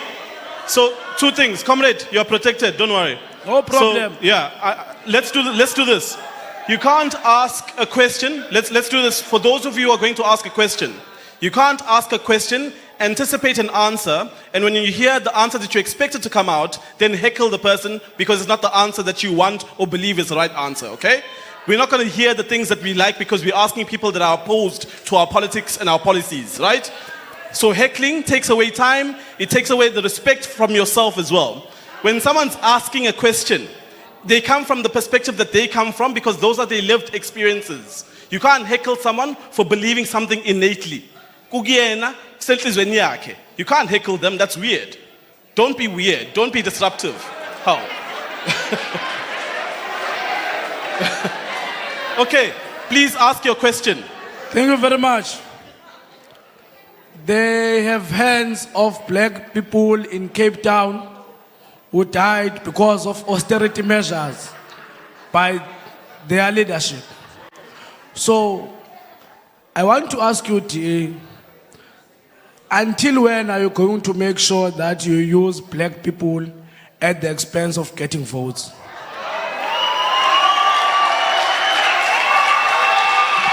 Okay. Thank you very much. Thank you very much, sir.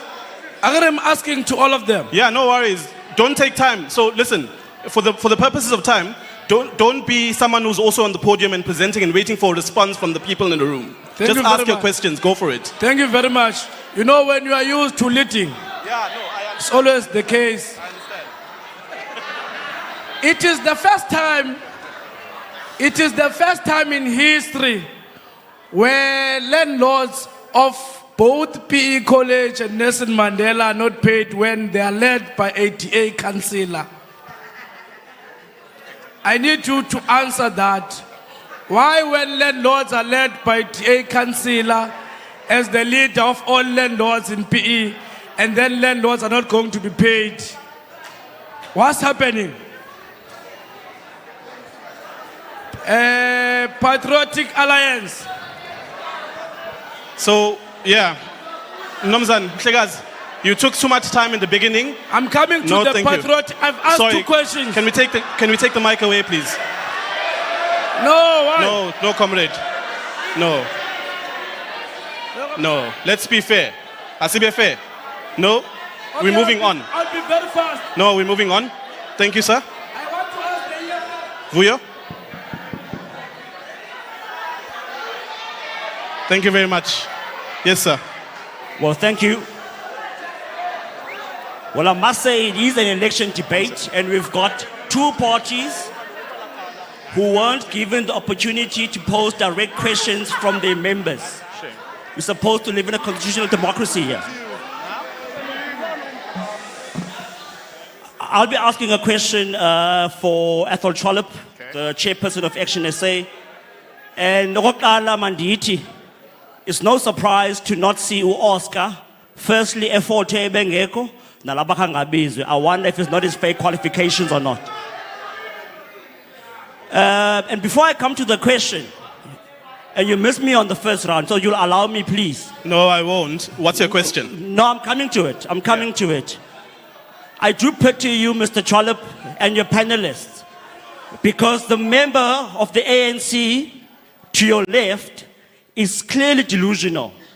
The South African Human Rights Council last year released a report saying 120 children died because of malnutrition in this province.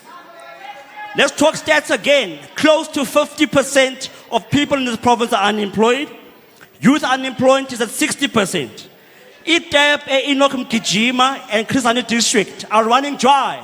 So please don't lie to us.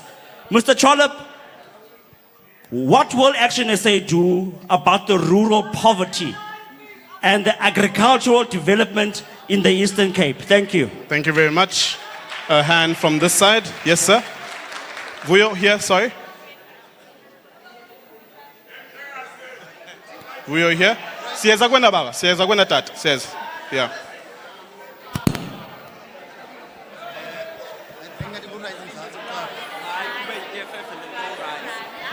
Xolo man, jy het dit Afrikaans, né? Ka.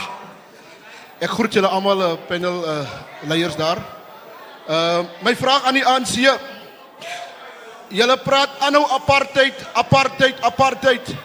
Ek voel nog altyd ek is in apartheid. As ons kyk Missionville pad, jy sien net orange toilets. Die toilets is meer as die shacks. As ons gaan uit 'n nag, Makativille, 1100 mense gebruik 20 toilets. Maar julle praat van apartheid. Hoekom? Dankie. Thank you very much. We're going to come to you now. Yes, Sonabo? Have they chosen there? No.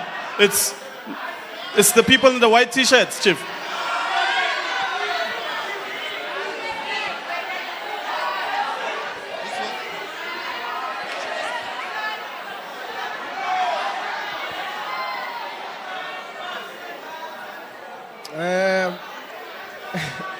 Order, please. Thank you. And Kalumuza, starting from the ANC layer, we have a crisis here, of which we students, we all facing nationally. So in the Nzagayo, we have a crisis of NSFAS, of which we learn this ANC to NSFAS, but okay, they are trying by all means, but okay, Kwatin. So we just want to know, ANC on your own, sine crisis yokba payana go NSFAS ni corruption and needs. How can ba? Okay, sorry. Guys, what does it matter who he is? He's a citizen of this country. What does it matter? Does he have? Okay, 1 second, please. We can't all have the same credentials. Surely. Carry on, please. Okay. So I just want to know, how can you keep on using the same service providers, which you know, but okay, as now you contract, NSFAS, but you still continue in the following year, but okay, you use the same service providers, which is stranded. Some of the students, okay. They so don't have the question is around NSFAS. Do you have another question for anyone else? I do have another question. Another question is to EFF.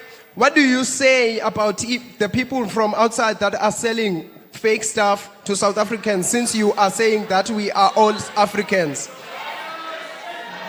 Thirdly, what support systems that are there to support single mothers in South Africa? Yeah, And then you so for much. the last Thank question. you very much, Nomzane. Thank you. The question is here. Here. The question is here.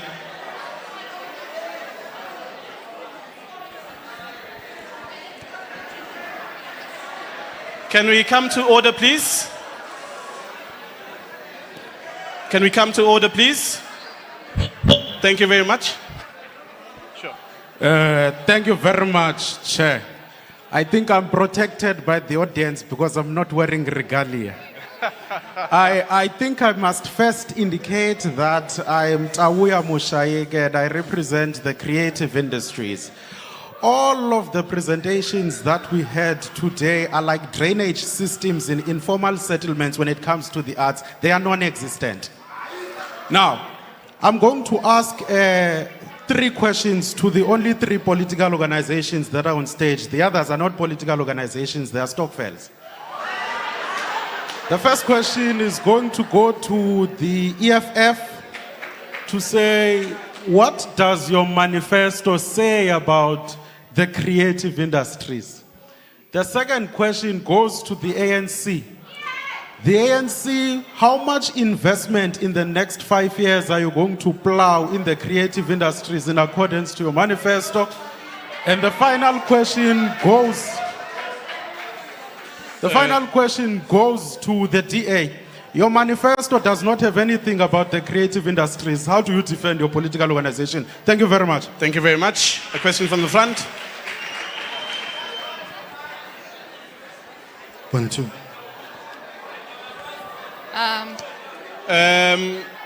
Can we come to order? Thank you. Vuyo, the last hand is there. Utata. Yes. I have multiple questions, if that's okay. Can we please come to order? Yes, ma'am. I have multiple questions. I'll be starting with the DA. How many is multiple? Because we only have space for 3. I'll do Sure. 3. Okay, so with the DA, you spoke of how the Western Cape is said to be decreasing unemployment, but the inequality, the wage inequality in the Eastern Cape speaks a different picture. It paints a different picture. There is a lot happening in the Western Cape that is a misrepresentation of the actual societal problems happening within that province. So may you please clear up what it is you're saying about the Western Cape, especially regarding the inequalities that are faced within that province. Second, to the Action SA. Yes, Action SA. You said you recognized that poverty has a racial proxy, but then spoke about the repealment of legislation regarding BBEE and BEE. So that contradicts a lot of what is being said. You said that you are understanding that racialism is an important thing, that unemployment has a racial proxy.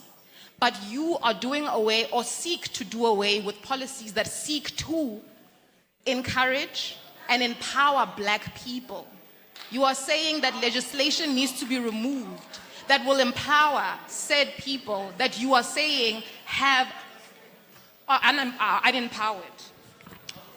And then I have a question for the FF Plus. I'm sorry, this is my last one. Yes. You are talking about abolishing BEE and affirmative action. You are also speaking in the same note about mother tongue education. Now, you are saying that the police themselves are as a result of affirmative action. You are saying that the presence of now more people of color within the police services is the reason why the police services have diminished in capacity. Okay.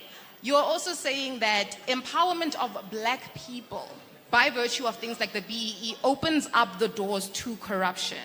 You can corroborate a few headlines from newspapers, but you do not speak to those who actually have been empowered.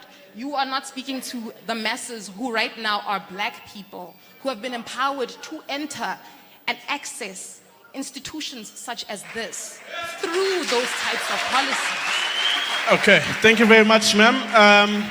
Tata, Gemuva. Sebong, good evening. Chairperson, in due respect, allow me to respond to a few things that has been said. I could not keep quiet when my minister has been insulted by the people who have designed. Sorry, sir. I apologize. We have panelists who come from political parties who have the capacity to respond on behalf of those political parties. I'd like to ask you to ask direct a question. Yes. Thank you. My question is very simple. It's directed to the ANC, the first one. How are you going to further endorse the page 25 to 28 of the NDP that seeks to invite individuals of this country as by the ANC policy that seeks to address the imbalances of the past? That's the first question. What is the program of the ANC for the people who are old age as per our wish, that is above the age of 36, before the age of 59? And why is the ANC must be voted? And why, as the ANC, because I'm the ANC, we are the organization with good policies? The last one, I want just to go to directly to DA and Trolliff. Guys, can you be trusted? Me and you, Trolliff, we know that DA is not a party that can be trusted. Can you be trusted?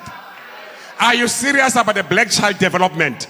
In reference to Act number 34 of 1995, and in reference in chapter 2, section 10, me and you were DA. We know DA is not correct. It's abusing a black child for benefit of white. All right. You, Trolliff. Thank you very much. You, Trolliff. Last one. Trolliff, you were the mayor of DA in this metro. And what you did was to protect the white supremacy by deploying metro police in Summerstrand. Can you be trusted, guys? You must be joking. All right, thank you very much. We appreciate that round of questions. We have 15 minutes for responses. Let me start with you, Mr. Mayor. Mr. May, sorry. As you received direct questions, probably one or two of them. We'll go to the EFF thereafter. Patriotic Alliance, African National Congress, Mr. Arthur Trollpen, and the DA. In that order, please. I'll remind you, don't worry. You have 3 minutes, Mr. May. Yeah, you first. You have the first question. Answer the questions that you heard, unfortunately, yeah.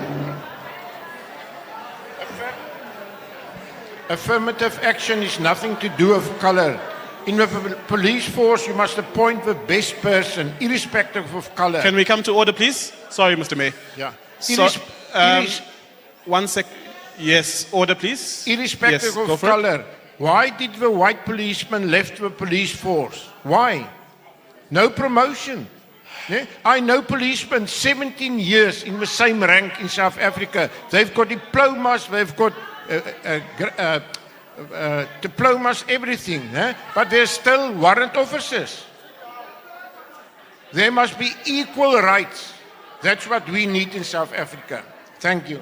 Thank you very much, Mr. Mayor. Can we then have the EFF, the Economic Freedom Fighters?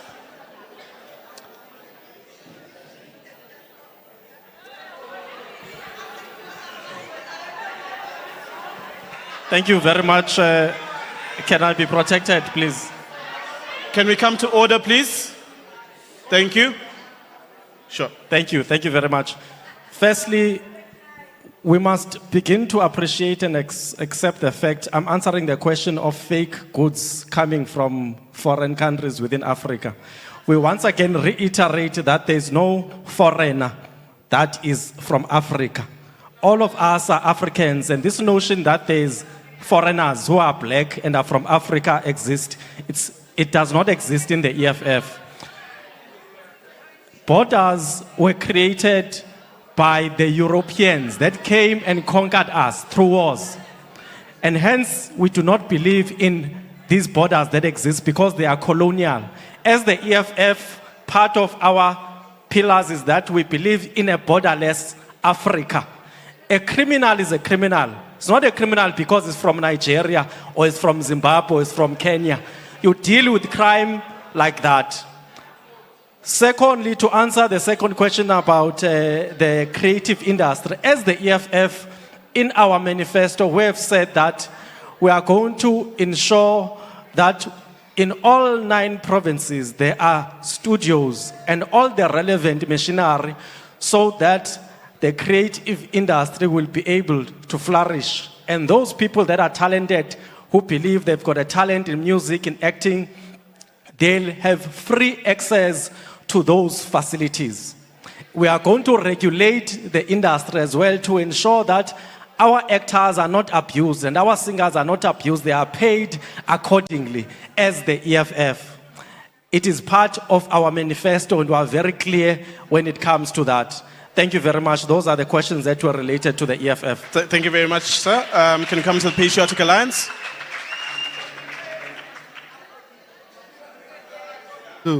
Thanks a lot. Thanks a lot. So I listened earlier. I made some notes where you say politics of care. You said put citizens in the center, and you spoke about political tolerance as well. So when I look at the creative industry, if I were to touch on that, you saw about a few weeks ago in the northern areas, there was a Northern's Gems Festival. Now everybody knows that Northern Gems Festival made the newspapers time and again. There was one political party that was fighting for them. The Northern's Gems Festival is the 2nd year running. The MMC was present, Basi was present. He felt comfortable. The event went off smooth. And everybody agrees we need more of such, whether it's in northern areas, whether it's in the townships, but we need more of such because it creates also jobs, put bread on the table. There were security guards there. There were people performing other functions. At least they could put bread on the table. Then a last point on the creative. You get 7 the line. They took 7 the line away. Here in Nelson Mandela Bay, you can go on Facebook. You will see Swalco's films, local people producing local talent, giving our people an opportunity to be on TV. So we need to also create the opportunity to match the talent. There's a lot of talent in Nelson Mandela Bay, but the opportunity is very scarce. So I'm happy that we are growing our local talent here as well. I salute you. Thank you very much. Can we go to the African National Congress? Thanks again for your questions. Because we're in a university, authorities are very important. When we were saying as ANC, access to water between 2011 and 2022 is 2.1 million people. That have go to census report is there. It's not manufactured by Mawethu Khune. When we say Eastern Cape is the leading province on improved access to sanitation, from 2002 to 2022, we are moving from 33 to 90%. Go to general household survey is there on the Statistics South Africa. all these issues we're raising are not just numbers. Behind them, there are people of this province who bear testimony on how their lives continues to improve for the better. When we speak about creative industry, here in Eastern Cape, between 2018 and last year, we have supported 25 film projects, creating about 8,400 jobs. Those who know now, they're about to watch Rebecca, they've watched Queenstown Kings, Wild in the Wind, and many other projects that you watch on TV. Those are supported directly by government of ANC. We will continue to do that to unearth the talent of people of this province. What is something that we must never allow is for people to come and stand here and say they are doing away with affirmative action, that they are doing away with BEE. In this country, people were oppressed because of their color of skin. In this country, people must be affirmed, given opportunities. That's why we're saying women, for example, were oppressed on this country, and ANC continues to affirm them in a position of leadership, in business, in government, and everywhere else. Here in the Eastern Cape, I repeat, MECs we have, the majority of them are women.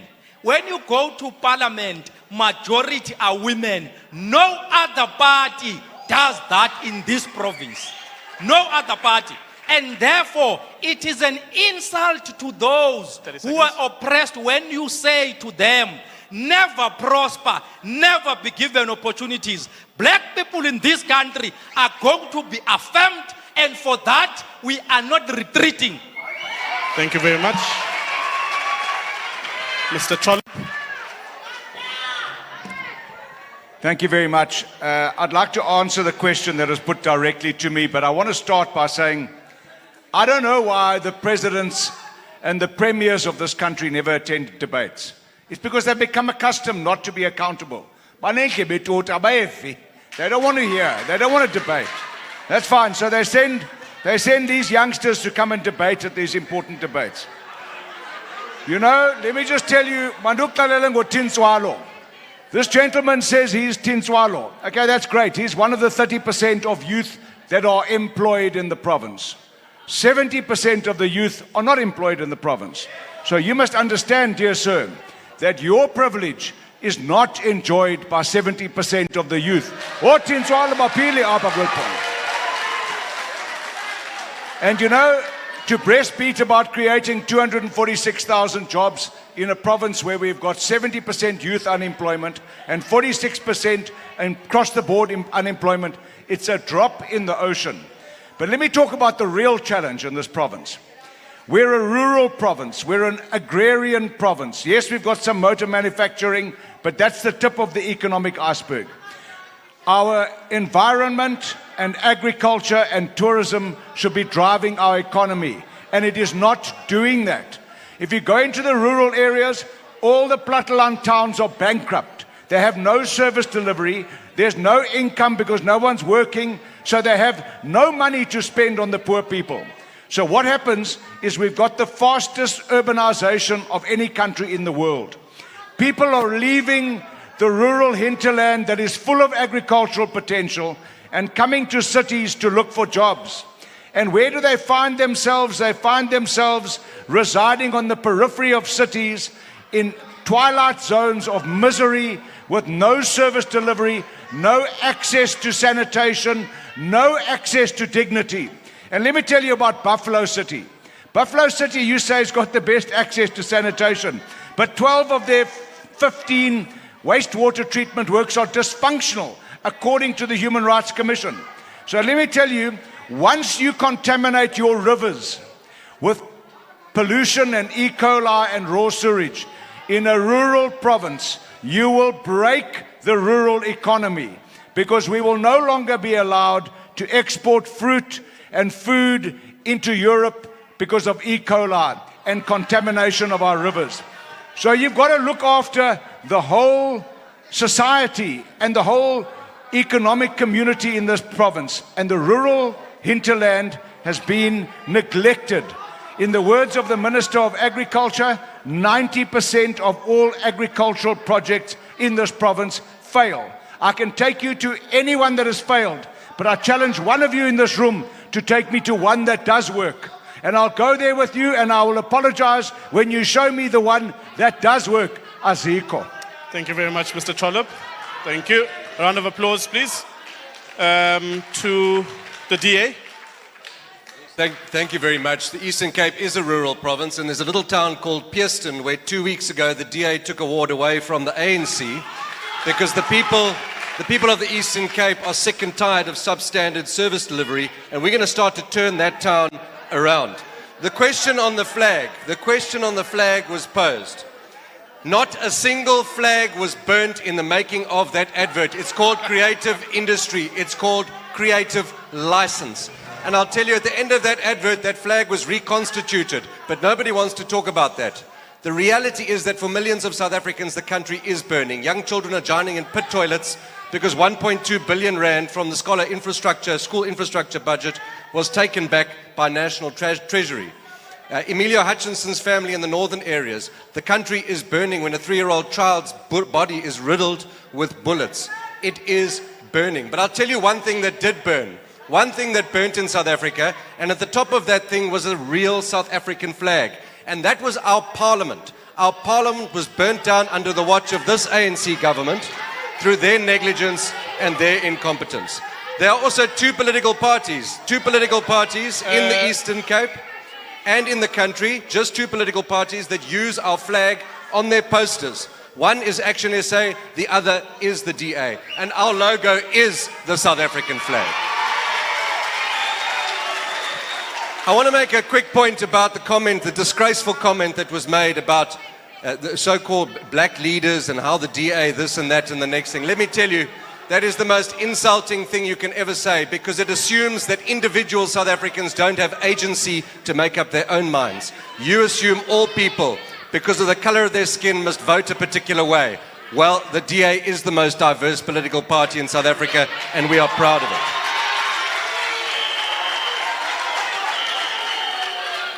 Can we be trusted? Can we be trusted? Yes, we can.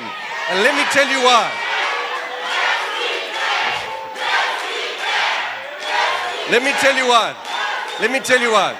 We can be trusted to bring good governance and deliver services because that's what we do well. We will eradicate pit toilets. Young black children are dying. Langalam Viki, Unetebo Mboteni Mdansani. They are dying in pit toilets under this ANC government. We will eradicate those pit toilets. We cannot continue in the situation we have in inequality in South Africa. Inequality in the Western Cape is a result of inequality across South Africa. But the unemployment rate is the lowest. More and more people are moving to the Western Cape, and more billions of rand are being spent on infrastructure. And I'll tell you that the city of Cape Town is spending more money on infrastructure over the next 3 to 5 years than the city of Johannesburg and eThekwini combined.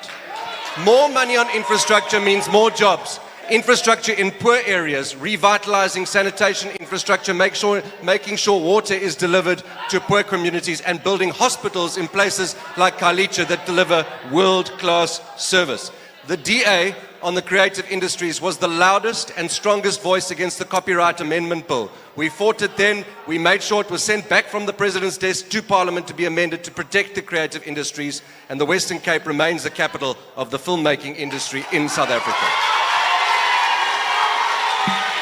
Thank you very much. So, thank you very much. Can we give a round of applause to all of the panelists for their engagement? I'm going to hand over to Rochelle de Kock of the Herald, the editor of the Herald, to give closing remarks. But before she closes today's engagement, you know, comrades, colleagues, makabane, Democrats, banganbami, whatever. Guys, it doesn't help you as colleagues who already belong into political parties. There were probably about 10% of this room who are undecideds. some of the ways in which we make decisions about who to vote for is looking at the membership of those who currently hold membership in those political parties.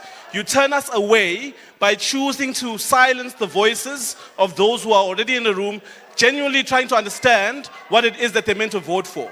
Whether you've achieved what you're meant to do today, I hope you have. You spend a lot of money campaigning, but surely you can use this time for political debate better. Rochelle de Kock? Sorry about that. Thank you. Good evening, everybody. Thank you. I would just like to... Thanks. It's almost done, guys, I promise. It was a very robust discussion.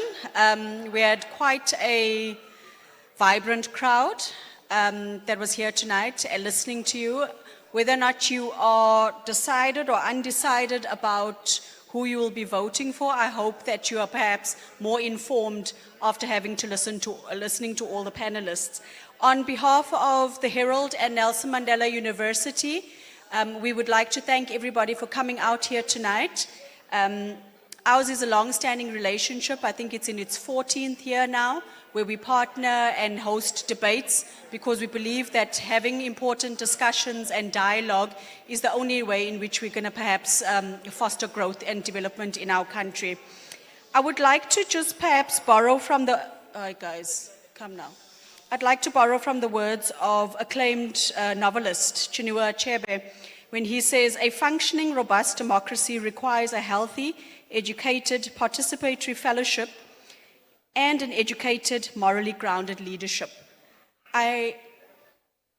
Do we have a morally grounded leadership here tonight? What do you guys think? Yeah?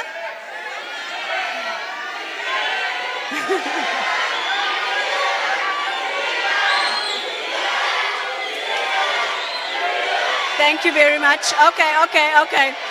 Thank you so much. Before I come down, we have a few gifts for our panelists. I would like to really just say thank you so much for coming out. Dr. Vuyani Boy from the Nelson Mandela Museum, if you could please come up.